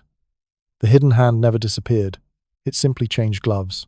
As industry reshaped the world, the ideals once whispered in lodges became blueprints for factories, schools, and parliaments. The architecture of reason built bridges and constitutions alike. Yet even amid progress, the ancient caution remained. Light too bright can blind. The best builders left room for mystery, a quiet space within the structure where wonder could echo. They understood that the strength of a vault lies in its empty center. By the dawn of the 20th century, the influence of these orders could be traced not just in symbols carved on buildings, but in habits of thought. Tolerance, inquiry, discipline, secrecy, as respect rather than deceit. Nations had adopted their symmetry, revolutions their timing, scholars their patience. What began as stone and compass had become the very grammar of modern civilization, and yet the question lingered. Had the world, in learning from them, also inherited their blindness? Every code that protects truth can also conceal corruption. Every oath that binds can also imprison. The builders had given humanity the means to construct its own freedom, but freedom, like architecture, requires maintenance. Without vigilance, the structure decays from within. Still, the geometry holds. The ideals of balance and fraternity continue to breathe through the corridors of power, sometimes twisted, sometimes pure. Whenever nations rebuild after ruin, whenever reason rises again from fanaticism, one can feel the echo of the builders' quiet hands, measuring the world back into proportion. Their story is not of domination but persistence. They shaped nations not by conquest, but by continuity. From the temples of the past to the towers of the present, the same principle endures. that unseen structure is stronger than visible spectacle. Every society that survives long enough to learn moderation owes a debt to those patient architects who taught the art of restraint. As the world enters new storms of invention and ambition, their blueprint still waits beneath the noise, a reminder that progress without proportion becomes ruin. The orders that shaped nations may fade from record, but their geometry remains, guiding the restless hands of history as it builds the next layer of the human design. The 19th century opened like a curtain of smoke. Beneath the thunder of factories and the brass of marching bands, the old geometry of secrecy still pulsed. The empires that spanned the globe believed themselves eternal, yet behind their banners drifted men and women who worked in the quiet margin between loyalty and truth. The age of open crusades had ended. The age of invisible ones had begun. Across Europe, telegraph wires stretched like veins, carrying words faster than riders ever could. Every government realized at once that the same wires could feed or starve them. Intelligence bureaus bloomed in basements, where clerks wrote in cipher under dim lamps. Diplomats carried false passports. Couriers carried empty envelopes to distract the watchers. The new assassins did not draw blades in alleys. They drew maps in ink. A rumour well placed could topple a ministry faster than a bomb. In London, the empire's capital of sunlight and fog, a small office near Whitehall compiled reports from across the seas. Traders, scholars, and missionaries were unwitting messengers. Each letter they sent home was sifted for fragments of pattern. The men who read those fragments called themselves analysts, but in truth they were heirs to the hidden orders. Their weapon was perspective. From bits of paper they built invisible empires of knowledge, nations seen from the inside out. On the other side of the world, the same art took root in different soil. In St. Petersburg, Paris, and Istanbul, secret police listened for whispers that might predict revolt. Files multiplied. Paranoia became policy. To control a people, rulers discovered, one must first control what they know. So history itself became an instrument, edited, delayed, erased. Entire decades could vanish from record with the stroke of an imperial pen. The burning of scrolls had returned. Only now the fire was bureaucratic. Yet, amid this tightening of silence, another kind of silence rebelled. Philosophers and poets formed circles that met in cafes and attics, speaking of conscience, equality, revolution. They hid pamphlets in loaves of bread, codes in sheet music, slogans in poetry. A single sentence, smuggled across a border, could ignite 1,000 dreams. These were the new brotherhoods, half political, half spiritual descendants of Masons and mystics alike. Their oaths were lighter, their dangers heavier. As colonies stretched across continents, secrecy travelled with them. In India, Africa, and the Pacific, explorers and agents moved under identical maps, but opposite intentions. Some charted for knowledge, others for conquest. The line between spy and scholar blurred completely. Each discovery carried both curiosity and control. The archaeologist might unearth a relic by day and transmit coded coordinates by night. Empires fed on information. The world itself became an archive under surveillance. Wars followed naturally. But even on battlefields, silence ruled. Telegraph intercepts replaced cavalry charges. Invisible ink replaced armor. The assassin's dagger had become the diplomat's dispatch. In the corridors of Vienna and Berlin, alliances shifted behind curtains, while generals waited for orders written in phrases so cautious they meant nothing and everything at once. The game was patience now, the waiting that breaks weaker nations. Still, there were moments when the old kind of assassination returned, a reminder of how direct belief could still pierce bureaucracy. A shot in Sarajevo, a blast in a crowded street, and the entire machinery of empire shuddered. Yet behind each public act lay private orchestration.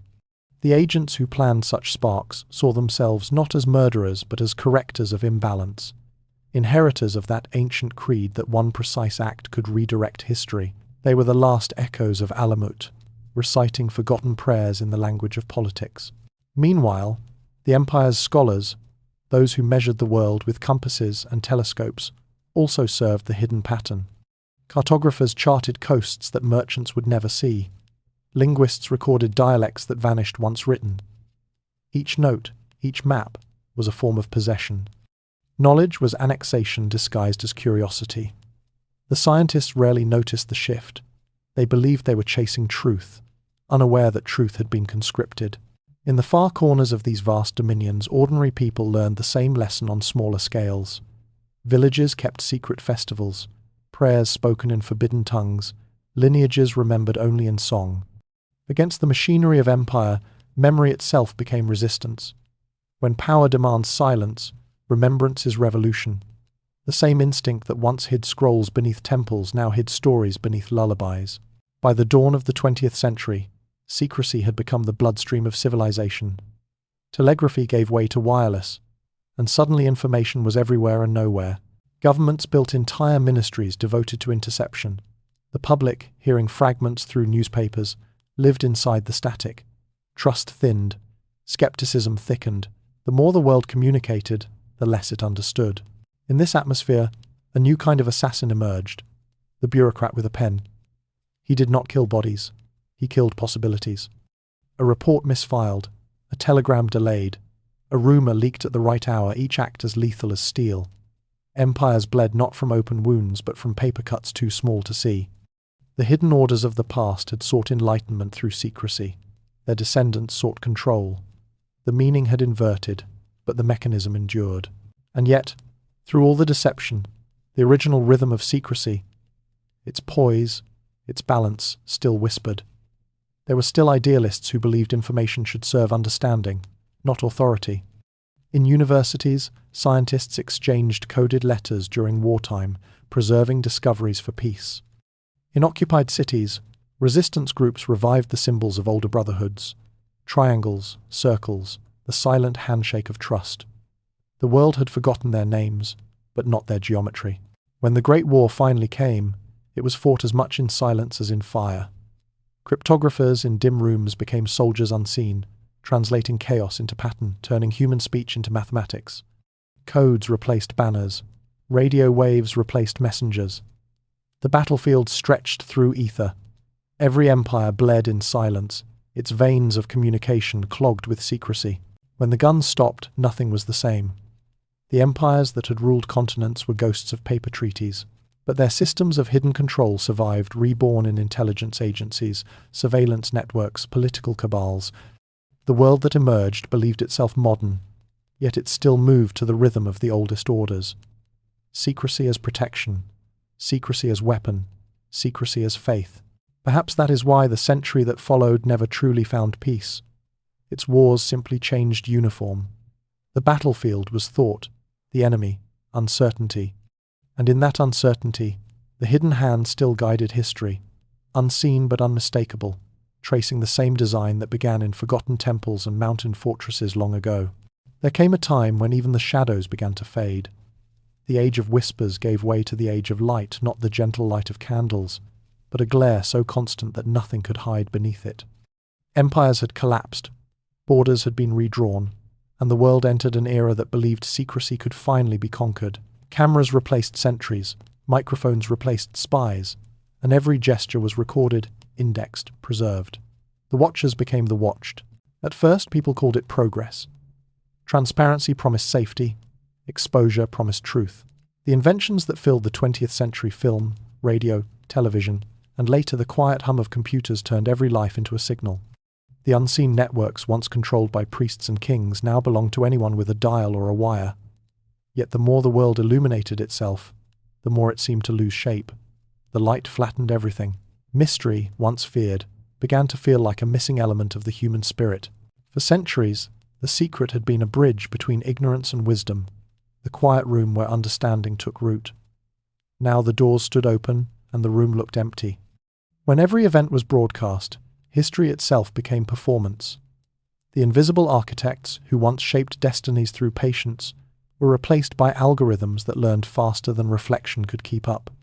The rhythm of revelation, that delicate pause between question and answer, was gone. Everything was known, and nothing was understood. Governments that once hid in archives now built glass offices and called them symbols of accountability. But behind those transparent walls, secrecy adapted. It no longer lived in shadows.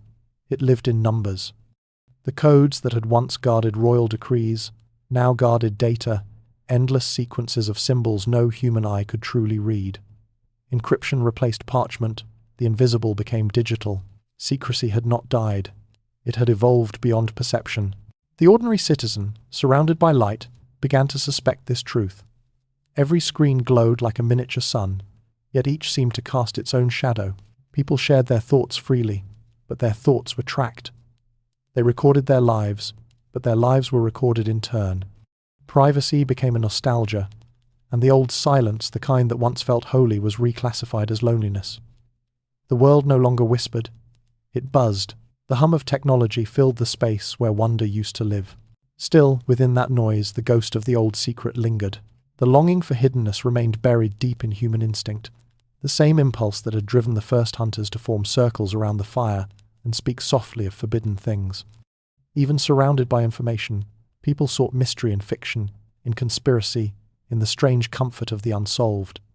The heart, it seemed, could not survive on exposure alone. It needed something to dream against. So, secrecy found new disguises. The modern world, obsessed with transparency, created its own paradox. Invisible corporations, anonymous networks, data vaults beneath mountains. The symbols changed, but the pattern remained: the few who knew shaping the lives of the many who only guessed. Control no longer required darkness. It thrived in plain sight. The end of secrecy wasn't the end of control, only the illusion of light.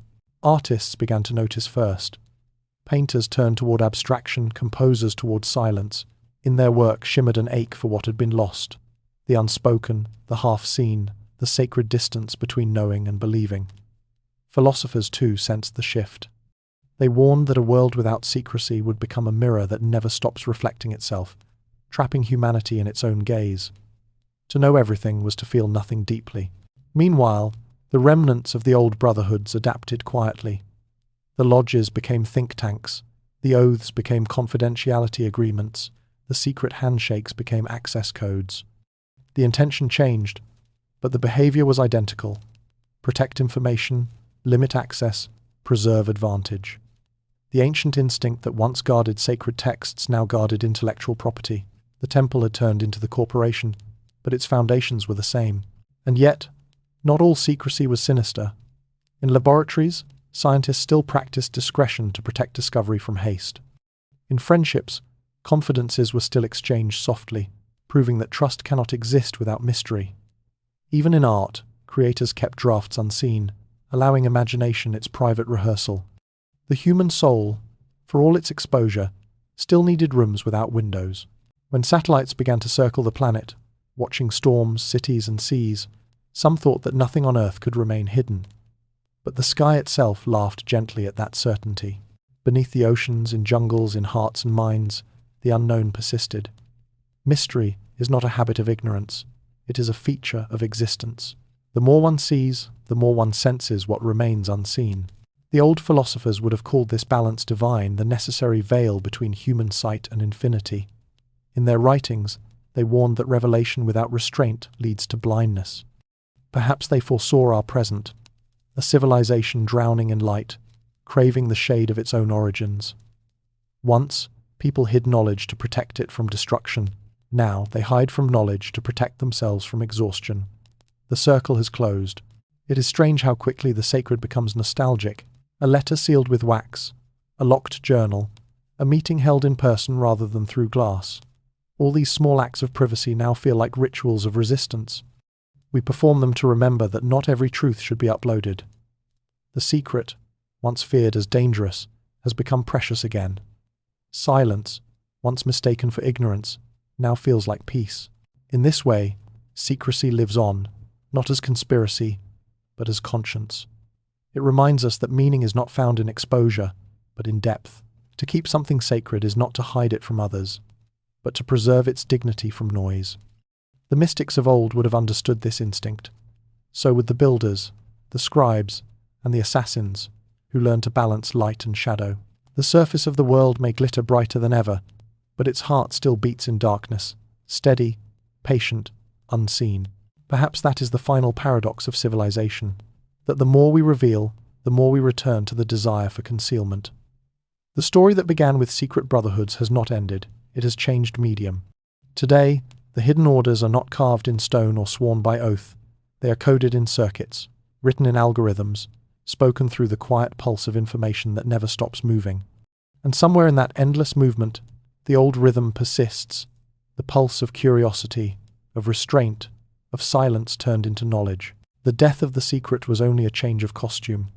The ancient dance continues, invisible yet eternal, as every generation learns anew that to understand the light, one must remember the beauty of the shadow. Even after secrecy seemed to dissolve into light, something refused to disappear. It drifted through the noise like a melody half-remembered the myths. They survived the burning of temples, the fall of empires, the silence of the brotherhoods, and the glare of modern exposure. They hid not in vaults or libraries now, but in stories told late at night, in books that blurred fact and faith, in corners of the internet where curiosity still whispered. For every age that claims to be enlightened, there will always be those who wonder. Asterisk. What was lost? Asterisk. Myths are not lies. They are memories translated through awe. When the records of the hidden orders vanished, imagination became their historian. The Templars, the Assassins, the Masons they never truly left. They evolved into symbols, adaptable and indestructible. A secret dies when it is revealed, but a myth grows stronger with every retelling. And so the world, weary of facts, began to feed again on stories. Writers found them first. In the quiet of their studies, they sensed that history's footnotes concealed more than they revealed. They spun tales of secret bloodlines, lost continents, and forgotten cities beneath our own. Their novels turned archives into labyrinths and scholars into explorers. Readers, lulled by routine and reason, felt a spark they had missed the thrill of maybe. Myths offered what certainty never could, wonder without proof. Film and television followed. The screen, once used to broadcast war, became a portal for old mysteries reborn.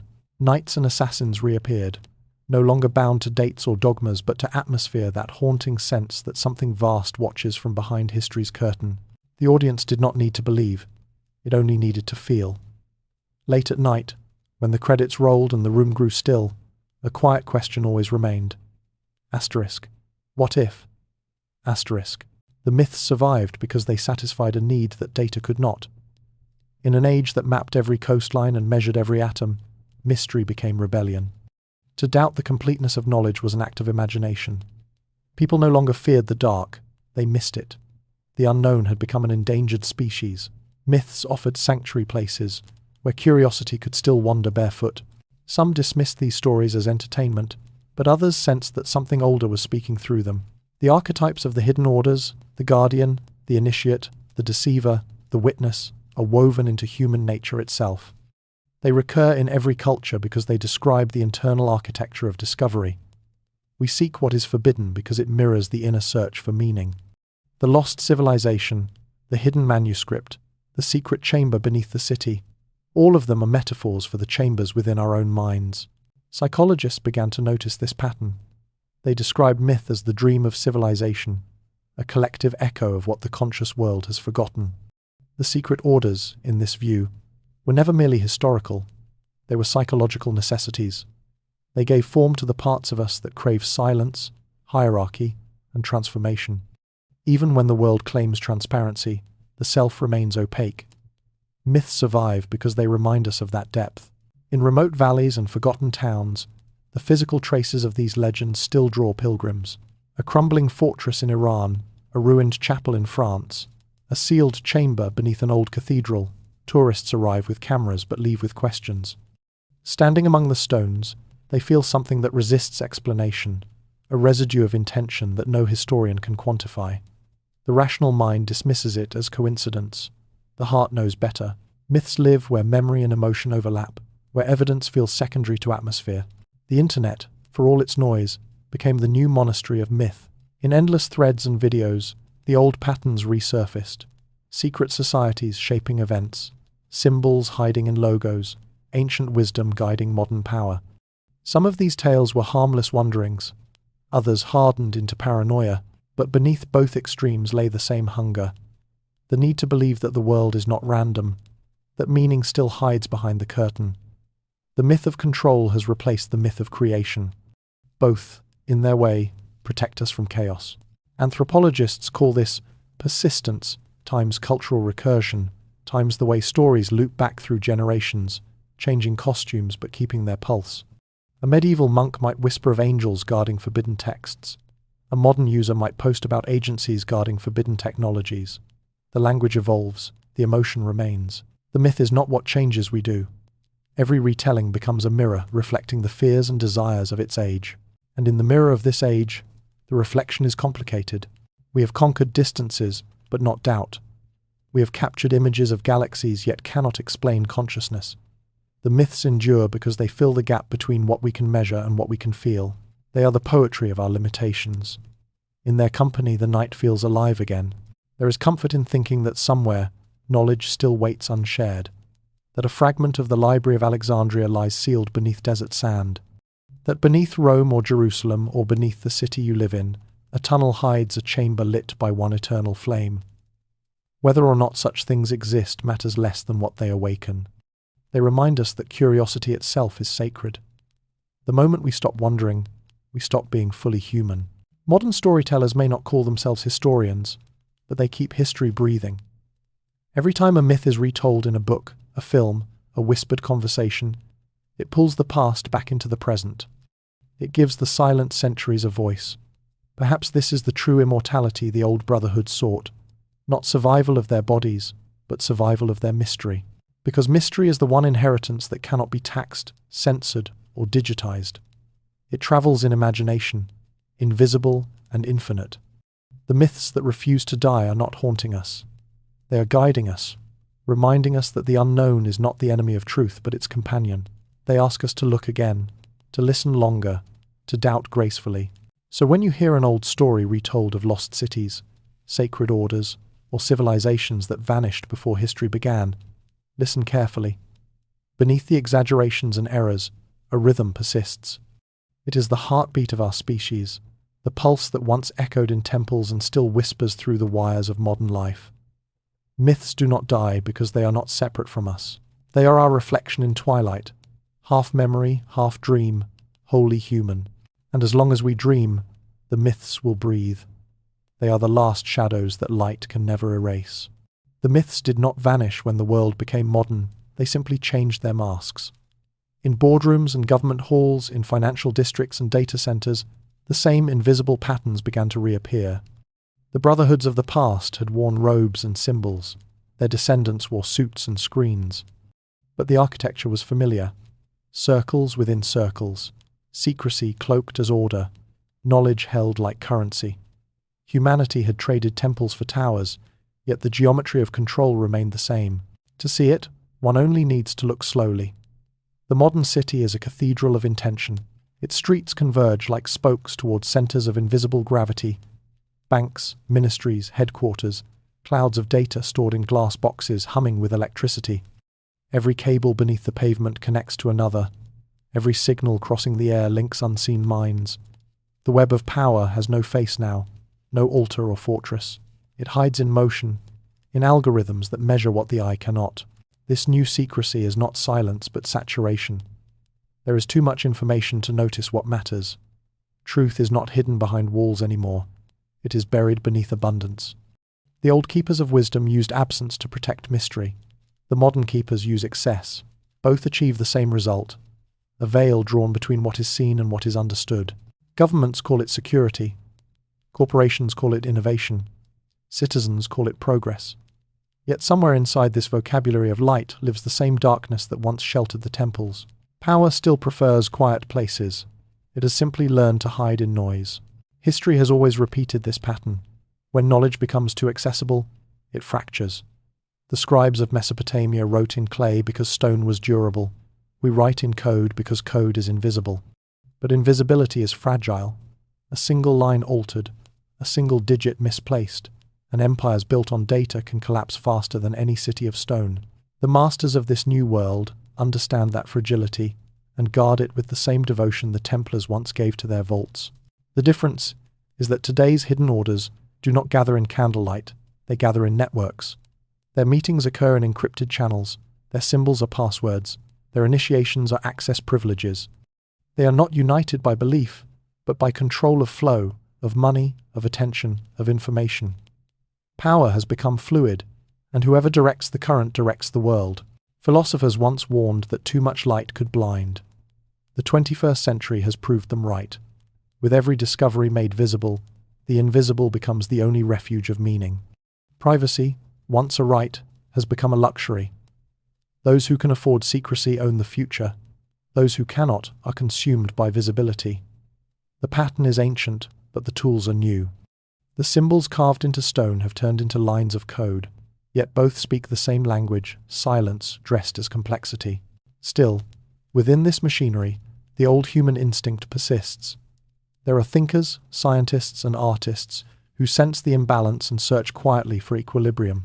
They know that transparency without mystery breeds despair. Their task is not to expose the hidden, but to reintroduce proportion to remind the world that power without humility collapses inward. Some call them whistleblowers, some visionaries, some troublemakers. In truth, they are modern alchemists, seeking to turn the lead of noise back into the gold of understanding. The pattern of power has never been about evil or virtue. It is about rhythm. Every civilization constructs a surface bright enough to blind itself, and beneath that surface grows a network that feeds it. When the surface cracks, the network rises and becomes the new surface. So it was with empires, with religions, with orders, and so it is with information. The wheel keeps turning, powered by the same hidden hand. The irony is that the closer humanity comes to omniscience, the more it longs for mystery. When satellites can photograph every corner of the Earth, when every document can be accessed, the only remaining secret worth seeking is the one no machine can read intention. Who decides what to show, what to hide, what to value? That question has no algorithmic answer. It is the ancient riddle reborn. Who watches the watchers, and who writes the watchers' code? The old myths hinted at this problem through symbols. The eye above the pyramid, the twin pillars, the compass and square, all spoke of vision restrained by structure. To see without measure is madness. To measure without vision is tyranny. The balance is delicate, and modern power tests it daily. Every new invention promises liberation but demands surveillance. Every connection creates dependence. The pattern deepens because the participants cannot see its design, and yet the design is visible to those who slow down enough to sense it. It lives in the pulse of daily life, in the repetition of headlines, in the predictability of outrage, in the careful timing of distraction. The hidden hand no longer needs to command, it only needs to curate. People, believing themselves free, follow rhythms scripted long before they awaken. The best kind of control is the one mistaken for choice. Still, hope lingers in the smallest gestures of resistance. A book read slowly, a conversation held without a device, a walk taken with no signal to guide it. These acts, humble and quiet, reclaim the human scale from the machinery of exposure. They echo the silence of the early brotherhoods, who understood that knowledge has value only when approached with reverence. The antidote to invisible control is not rebellion but awareness, the calm attention that turns observation back upon itself. Perhaps that is why the myths have returned so vividly in this age of light. They are reminders, coded in narrative form, teaching us again what our ancestors already knew, that secrecy and revelation are not opposites but partners in creation. The hidden patterns of power will always exist, but they can be seen if one learns to look differently, not for what is concealed, but for how concealment works. The geometry never vanished. It simply moved inside the circuits of civilization. When people speak of the invisible elite, of systems beyond comprehension, they are naming not a conspiracy but a continuity. Power is not a creature in the shadows, it is the shadow itself, defined by the light that creates it. To fear it blindly is to remain within it. To understand its pattern is to step beyond. The hidden hand does not rule by darkness, it rules by distraction. To see clearly, one must learn to dwell again in stillness. And so the story of secrecy loops back to its origin. Silence as strength, restraint as freedom, humility as wisdom. The empires of code and commerce are no different from those of stone and scripture. They, too, will crumble when their patterns are forgotten. But the rhythm that built them, the eternal architecture of curiosity and control, will continue, waiting for the next builders to find it. The hidden patterns of power are not meant to frighten, they are meant to remind. Behind every structure of influence lies the same fragile truth, that what we create to contain mystery will eventually become its vessel. Power, like secrecy, is only borrowed. The hand that shapes the world is always temporary, But the design, the quiet, endless design, remains. When every light in the modern world began to burn too brightly, some people simply stepped back into the shade. They were not revolutionaries or prophets. They were caretakers, librarians, monks, wanderers, archivists, men and women who believed that silence itself was a form of service. While nations argued over truth and ownership, they devoted themselves to the slow art of preservation. They kept what others had forgotten to value: context, patience, proportion. In an age obsessed with display, they practiced concealment with kindness. The quiet guardians rarely called themselves that, yet their pattern is easy to trace. You find them in monasteries high in the Alps, where monks digitize crumbling manuscripts page by fragile page, in desert archives where rolls of papyrus rest inside climate-controlled vaults, in university basements where curators clean dust from maps whose edges have seen entire civilizations rise and fall. Each gesture seems small, yet together they form a silent network, a counterweight to the velocity of forgetting. Their faith is not in secrecy for its own sake, but in stewardship. They know that knowledge left unguarded becomes noise, and noise devours meaning. Every text preserved, every language recorded, every melody not allowed to vanish, is a defiance of amnesia. They do not hide the past. They hold it gently until the present is ready to listen. The guardians understand time differently. They measure progress not by invention but by continuity. A book rescued from rot is a kind of resurrection. A library rebuilt after war is an act of quiet rebellion. Each archive they save, each endangered idea they shelter, renews the ancient promise that wisdom can survive ambition. They are the spiritual descendants of the first scribes who wrote by lamplight in forgotten temples, and of the last Templars who buried their records rather than let them burn. Where others saw ruin, they saw responsibility. Often, they work unseen. A translator in Kyoto spending decades decoding one scroll. A conservator in Cairo mixing pigments that match the blue once used on tomb ceilings. An old musician in Seville recording folk songs from villages where the singers are disappearing one by one. To the world they seem eccentric. To history they are bridges. Through them, voices leap centuries in a single breath. Technology, which once threatened to erase mystery, has become their ally. Digital archives expand like invisible cathedrals. Laser scanners map caves where ancient hands left ochre marks. Clouds of data store every word ever printed, waiting for new readers who may never touch paper. The paradox is almost poetic. The very tools that ended secrecy now preserve the fragile remnants of secrecy's beginning. In that reversal lies hope. Their work is not without sorrow. Preservation requires witnessing decay again and again. They watch colors fade, pages crumble, languages die in the mouths of their last speakers. Each loss is personal, yet they persist because to surrender would mean the final silence, the erasure of lineage. They understand that immortality is not eternal life but remembered life. The task is endless, but so is devotion. The quiet guardians are not bound by religion, yet their practice is prayerful. Handling an ancient object demands reverence. Translating a forgotten phrase demands humility. They treat memory as sacred matter, not property. In their patience lies a message the hurried world has nearly forgotten, that meaning requires care, and care requires time. They move at the pace of breath, trusting that what endures must first be held still. Sometimes, late at night, one of them might pause amid stacks of preserved volumes and feel the weight of centuries pressing gently around them. The air smells of dust and ink, but also of continuity. In that stillness they sense companionship, the presence of every anonymous hand that ever tried to save a thought from oblivion. It is the oldest form of fellowship, older than any lodge or order, the silent handshake between generations that will never meet. Their quiet labor shapes the future more deeply than any manifesto. Because of them, a child born tomorrow will still be able to read the poems of ancient China, the mathematics of Babylon, the hymns of forgotten tribes. They ensure that civilization remains a conversation rather than a monologue. And though they keep no creeds, their philosophy is clear. Nothing truly belongs to us. We are only custodians passing through. The guardians are reminders that secrecy, when purified of power, becomes protection. To preserve is to hide wisely, to shield what is delicate from the bluntness of haste. They embody the gentlest version of the hidden hand, one that guards instead of governs. Their silence does not manipulate, it listens. Their restraint is not control but compassion. If the past is a flame, they are the glass that keeps it from the wind.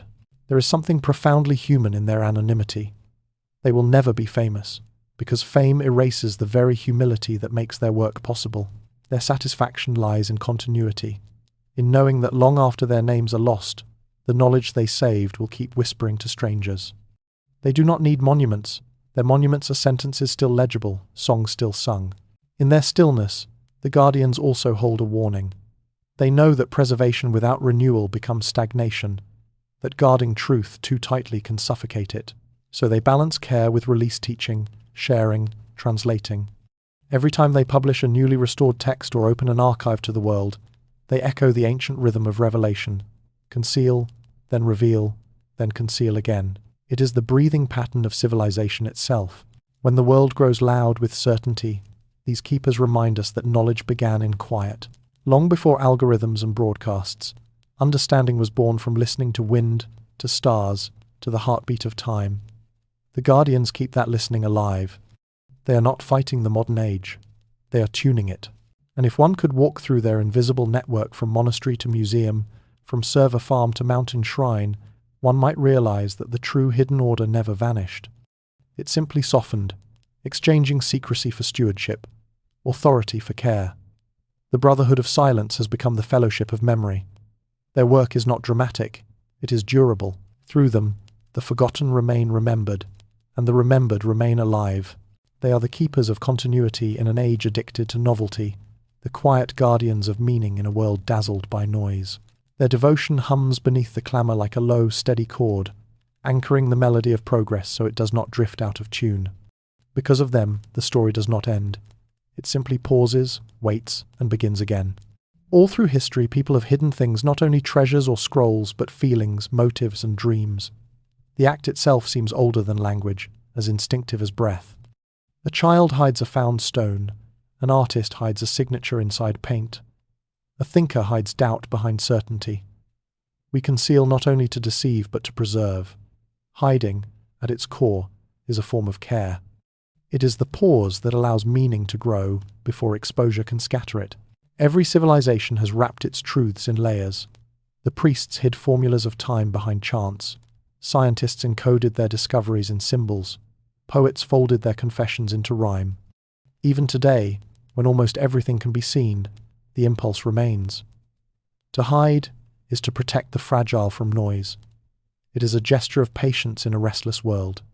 When humanity covers something, it is rarely because it wishes to destroy it. It is because it fears the world is not yet ready to understand. Philosophers have long suggested that concealment is the shadow of consciousness. Awareness brings the need to guard what has been discovered. The first time a human looked at the stars and wondered why they moved, that thought was a secret until shared. The interval between realization and revelation created the rhythm of culture itself. We are shaped by what we choose to hold and what we choose to release. There is tenderness in that decision. The lover who keeps a letter, the monk who guards a text, the scientist who withholds a theory until it is proven, all participate in the same ancient reflex. Secrecy, when born of respect, is not opposition to truth but preparation for it. A seed must stay buried before it can bloom. Too much light too soon burns the sprout. Too much revelation too quickly burns the soul. Yet hiding also tempts corruption. What begins as protection can harden into possession. Power hides because it fears loss. Faith hides because it fears doubt. Between the two motives lies a narrow path, the difference between wisdom and control. The quiet guardians walk that path carefully, remembering that to conceal for preservation is mercy, but to conceal for domination is pride. The same wall that shelters can also imprison. The balance depends on intention. Why, then, do we still hide when the world demands transparency? Perhaps because transparency is exhausting. Constant visibility flattens emotion, turning experience into performance. In privacy, we recover depth. Silence allows thought to ripen. The hidden moment, reading alone, praying alone, walking unseen, returns a person to scale. The modern hunger for exposure forgets that the self needs shadow to keep its outline clear. Without contrast, identity dissolves. We hide because the unknown gives shape to the known. Every question needs an absence around it. Every answer a darkness from which to emerge. The scientist hides a hypothesis until it can survive scrutiny. The storyteller hides the ending to keep the listener awake. The teacher hides the solution long enough for the student to discover it alone. Mystery is not an obstacle to learning, but its engine. Some thinkers call this the paradox of revelation, that the unseen must exist for the seen to mean anything. The oldest myths understood it intuitively. Gods withdrew into clouds, or caves, or oceans not because they were far, but because distance itself created devotion. Humanity approaches holiness through limitation. Awe requires room to echo. The hidden, therefore, is not absence but space, the interval that allows wonder to breathe. In each era, people reinvent reasons to cover their tracks. Sometimes it is fear of persecution, sometimes the wish to shield joy from envy, sometimes the simple pleasure of privacy. Even the digital world, which claims to record everything, depends on hidden structures, encrypted keys, invisible servers, silent permissions. Without concealment, the system would collapse. Total exposure is chaos. Order survives by remembering to whisper. The instinct also has a gentler face. Families keep recipes secret not for profit but for intimacy. Artists veil meaning to invite interpretation. Lovers use language only they understand, creating small sanctuaries inside the vast noise of communication. These are the soft secrets, the kind that bind rather than divide. They remind us that hiding can also be an expression of closeness, the quiet promise that something exists only between us. Psychologists might say that hiding sustains imagination. The unknown portion of life is what keeps curiosity alive. If everything were revealed, we would stop looking, and without looking, we would stop growing. The drive to uncover must coexist with the right to conceal, just as breathing requires both inhale and exhale. Humanity, in its endless rhythm of seeking and sheltering, maintains equilibrium between discovery and dignity. At night, when the world slows and the lights dim, that rhythm becomes audible again. You can feel it in the spaces between sounds, the pause after a sentence, the stillness before sleep. In that hush lives the memory of every hidden chamber, every unread page, every unsent message. It is the sound of civilization catching its breath. The quiet itself is the oldest archive we possess. We hide because the truth, to remain alive, must sometimes rest. Not every thought is ready for the world the moment it is born. Secrecy grants ideas a period of incubation, a silence in which to gather strength. Without that patience, wisdom would be replaced by reaction. The hidden moment is not denial, it is refinement. In the end, to hide is human, because to reveal completely would end the story. The world is sustained by partial light, the glow that shows just enough to keep us moving forward, never enough to exhaust wonder. Every generation builds its own veils, not to deceive the next, but to invite it to lift them. Curiosity is inheritance, and mystery its wrapping.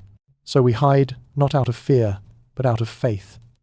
Faith that meaning endures when guarded. Faith that silence can still teach. Faith that the unseen keeps the visible honest. The first brotherhoods knew this. The guardians know it still, and every person who keeps a secret born of love practices the same discipline. Hiding, at its best, is gratitude for depth.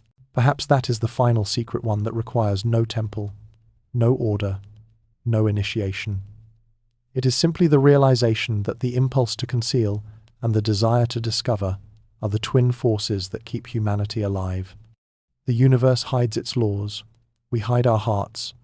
Between the two mysteries lies all understanding, and as long as we continue to seek, to question, to protect, and to dream, the act of hiding will remain sacred, not a denial of truth, but its preservation.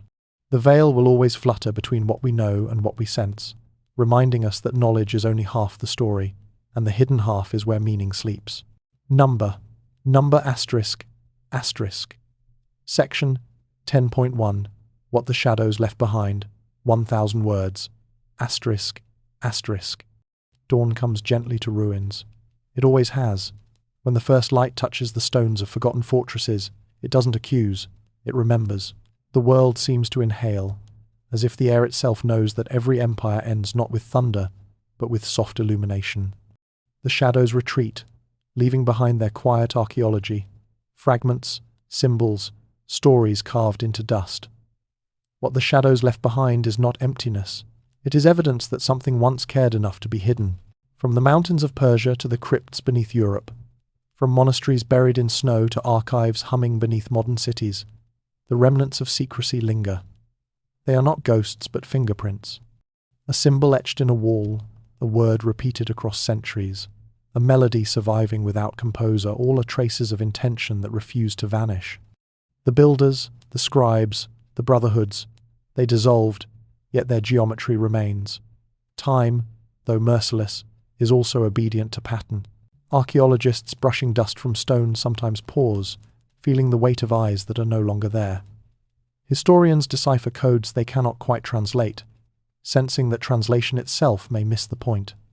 Every uncovered relic raises the same question: were the hidden truths meant to be found, or merely preserved? The answer is usually both.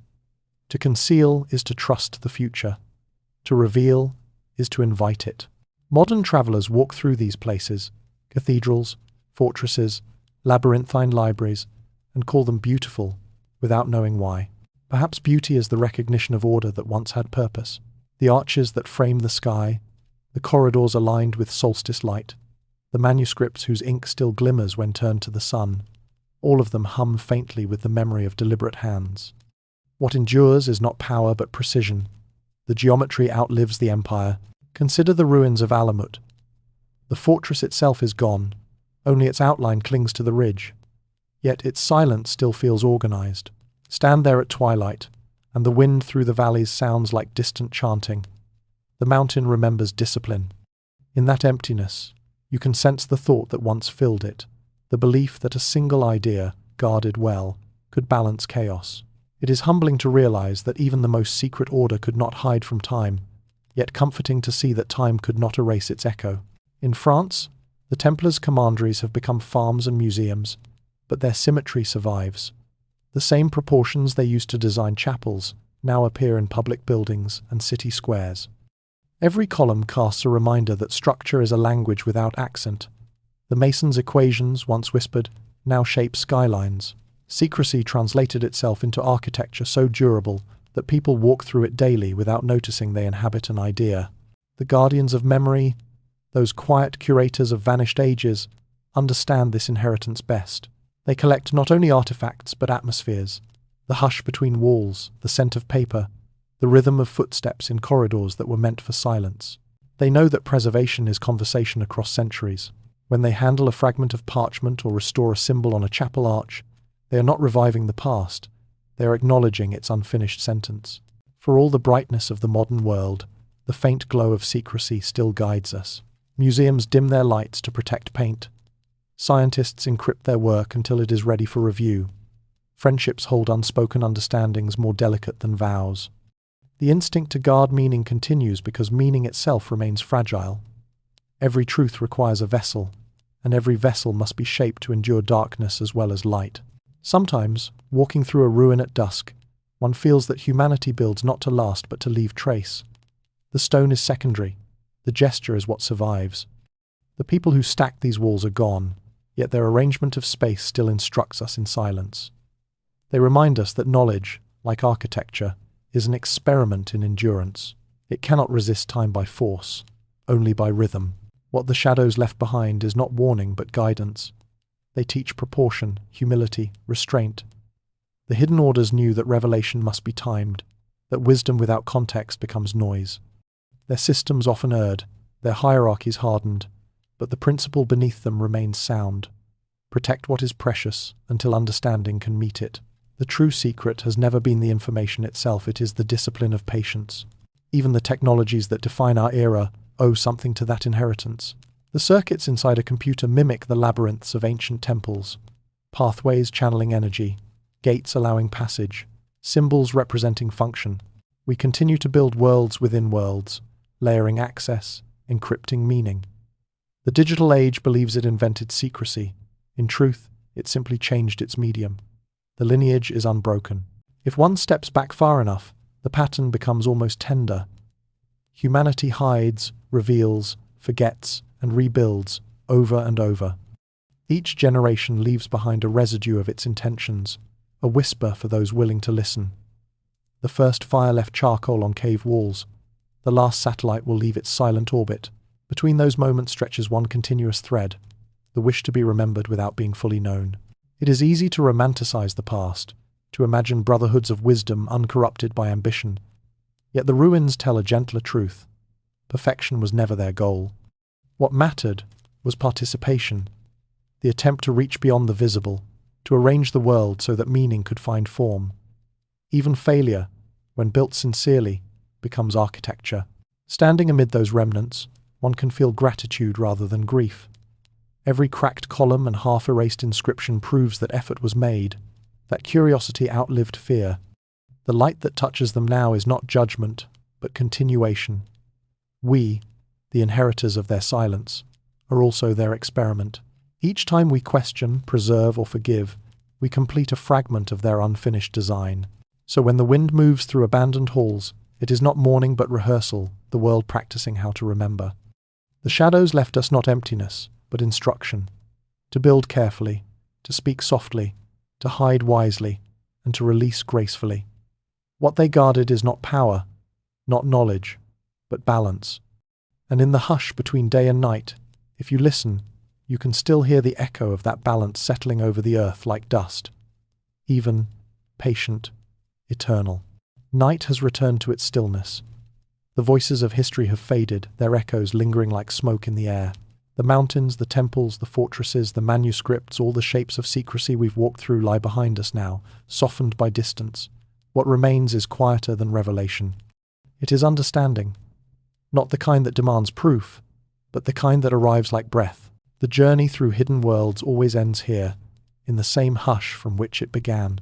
Every secret we've uncovered has pointed toward this silence, as if the truth was never buried in the world, but in the space that waits when curiosity finally pauses. The last secret isn't hidden in history, it's hidden in you. We have searched for meaning in ruins, in codes, in brotherhoods that vanished into legend.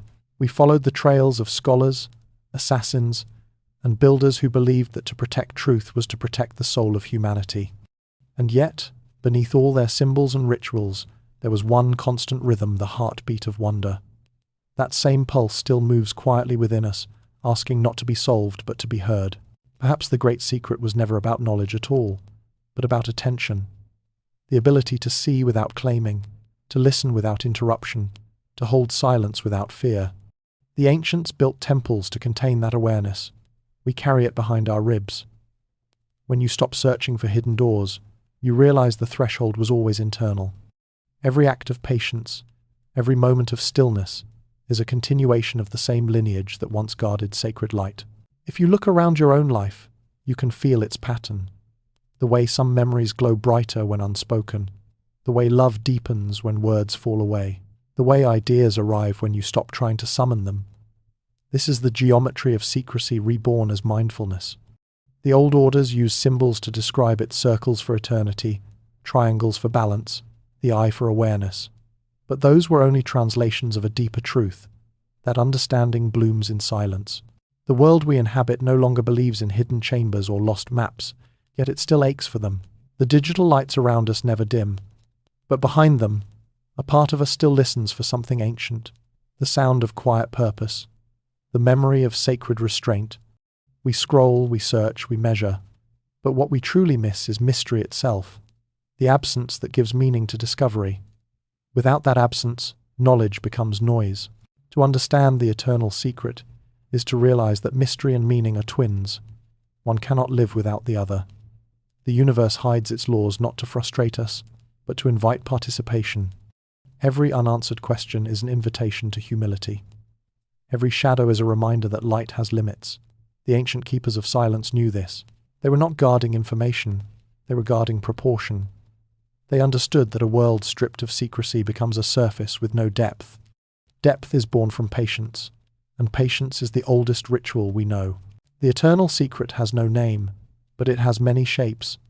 It appears in the quiet trust between friends, in the moment before a confession, in the artist's hesitation before the first stroke. It appears in the pauses of music, in the space between words, in the gap between thought and breath.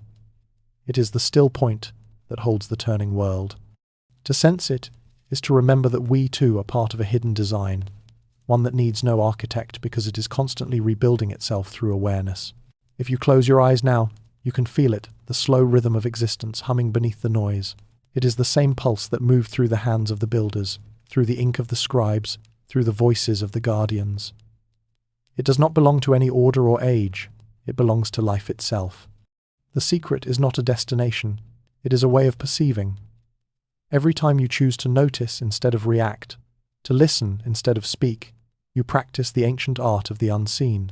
We tend to imagine that knowledge is upward, that it ascends toward light, but the eternal secret moves inward, toward depth. The stars above and the thoughts within follow the same law of visibility supported by vast darkness. That darkness is not emptiness, it is potential. The place where understanding sleeps until it's called by curiosity. When the builders raised their cathedrals, they aligned them not just with heaven, but with silence. The structure of every arch, every vault, was designed to amplify the whisper, not the shout. They built for echo, and so do we.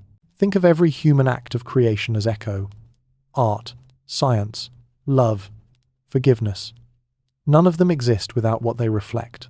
The eternal secret is that reflection, the unseen half of everything visible. Without it, the world would collapse into glare. With it, the world breathes. It is easy to believe that mystery has ended, that there are no more hidden chambers left to open. But mystery has simply moved closer, into the folds of ordinary life. It hides in plain sight in the quiet gesture, in the unspoken kindness, in the thought that arrives just before sleep. The secret societies of the past may have vanished, but their purpose continues every time someone chooses depth over distraction, patience over haste, reverence over noise. Every person who guards stillness in themselves becomes part of that same lineage. When you look at the night sky, remember this. What you see is only half the truth. The light of stars is ancient, but the darkness between them is eternal. The universe is not revealing itself. It is conversing with those who know how to listen. To live well is to join that conversation, to balance the visible with the unseen. You don't need passwords or rituals. You only need attention. And so the story returns to where it began. From the first circles drawn in dust to the algorithms that shape the world, from the temples of stone to the temples of thought, humanity has always sought to understand its reflection. We have built, hidden, destroyed, and rebuilt again, each cycle refining the same realization, that mystery is not an obstacle to truth, but its companion. The secret was never meant to be solved. It was meant to be felt. Now the night deepens. The voice that has guided you through centuries softens. The sound of the world fades into breath. You are no longer an observer of history, but part of its quiet continuation. The same silence that once filled the caves, the same awe that moved through the hands of the builders, now rests in you. It waits, calm and infinite, for the next moment of attention, the next act of wonder. And when you finally drift into sleep, you carry it with you. The sense that somewhere inside, a door remains half open, leading into endless corridors of curiosity and calm. That door is the eternal secret, the one no fire can destroy, no empire can command, no light can fully reveal. It has always been here, breathing with you in the dark.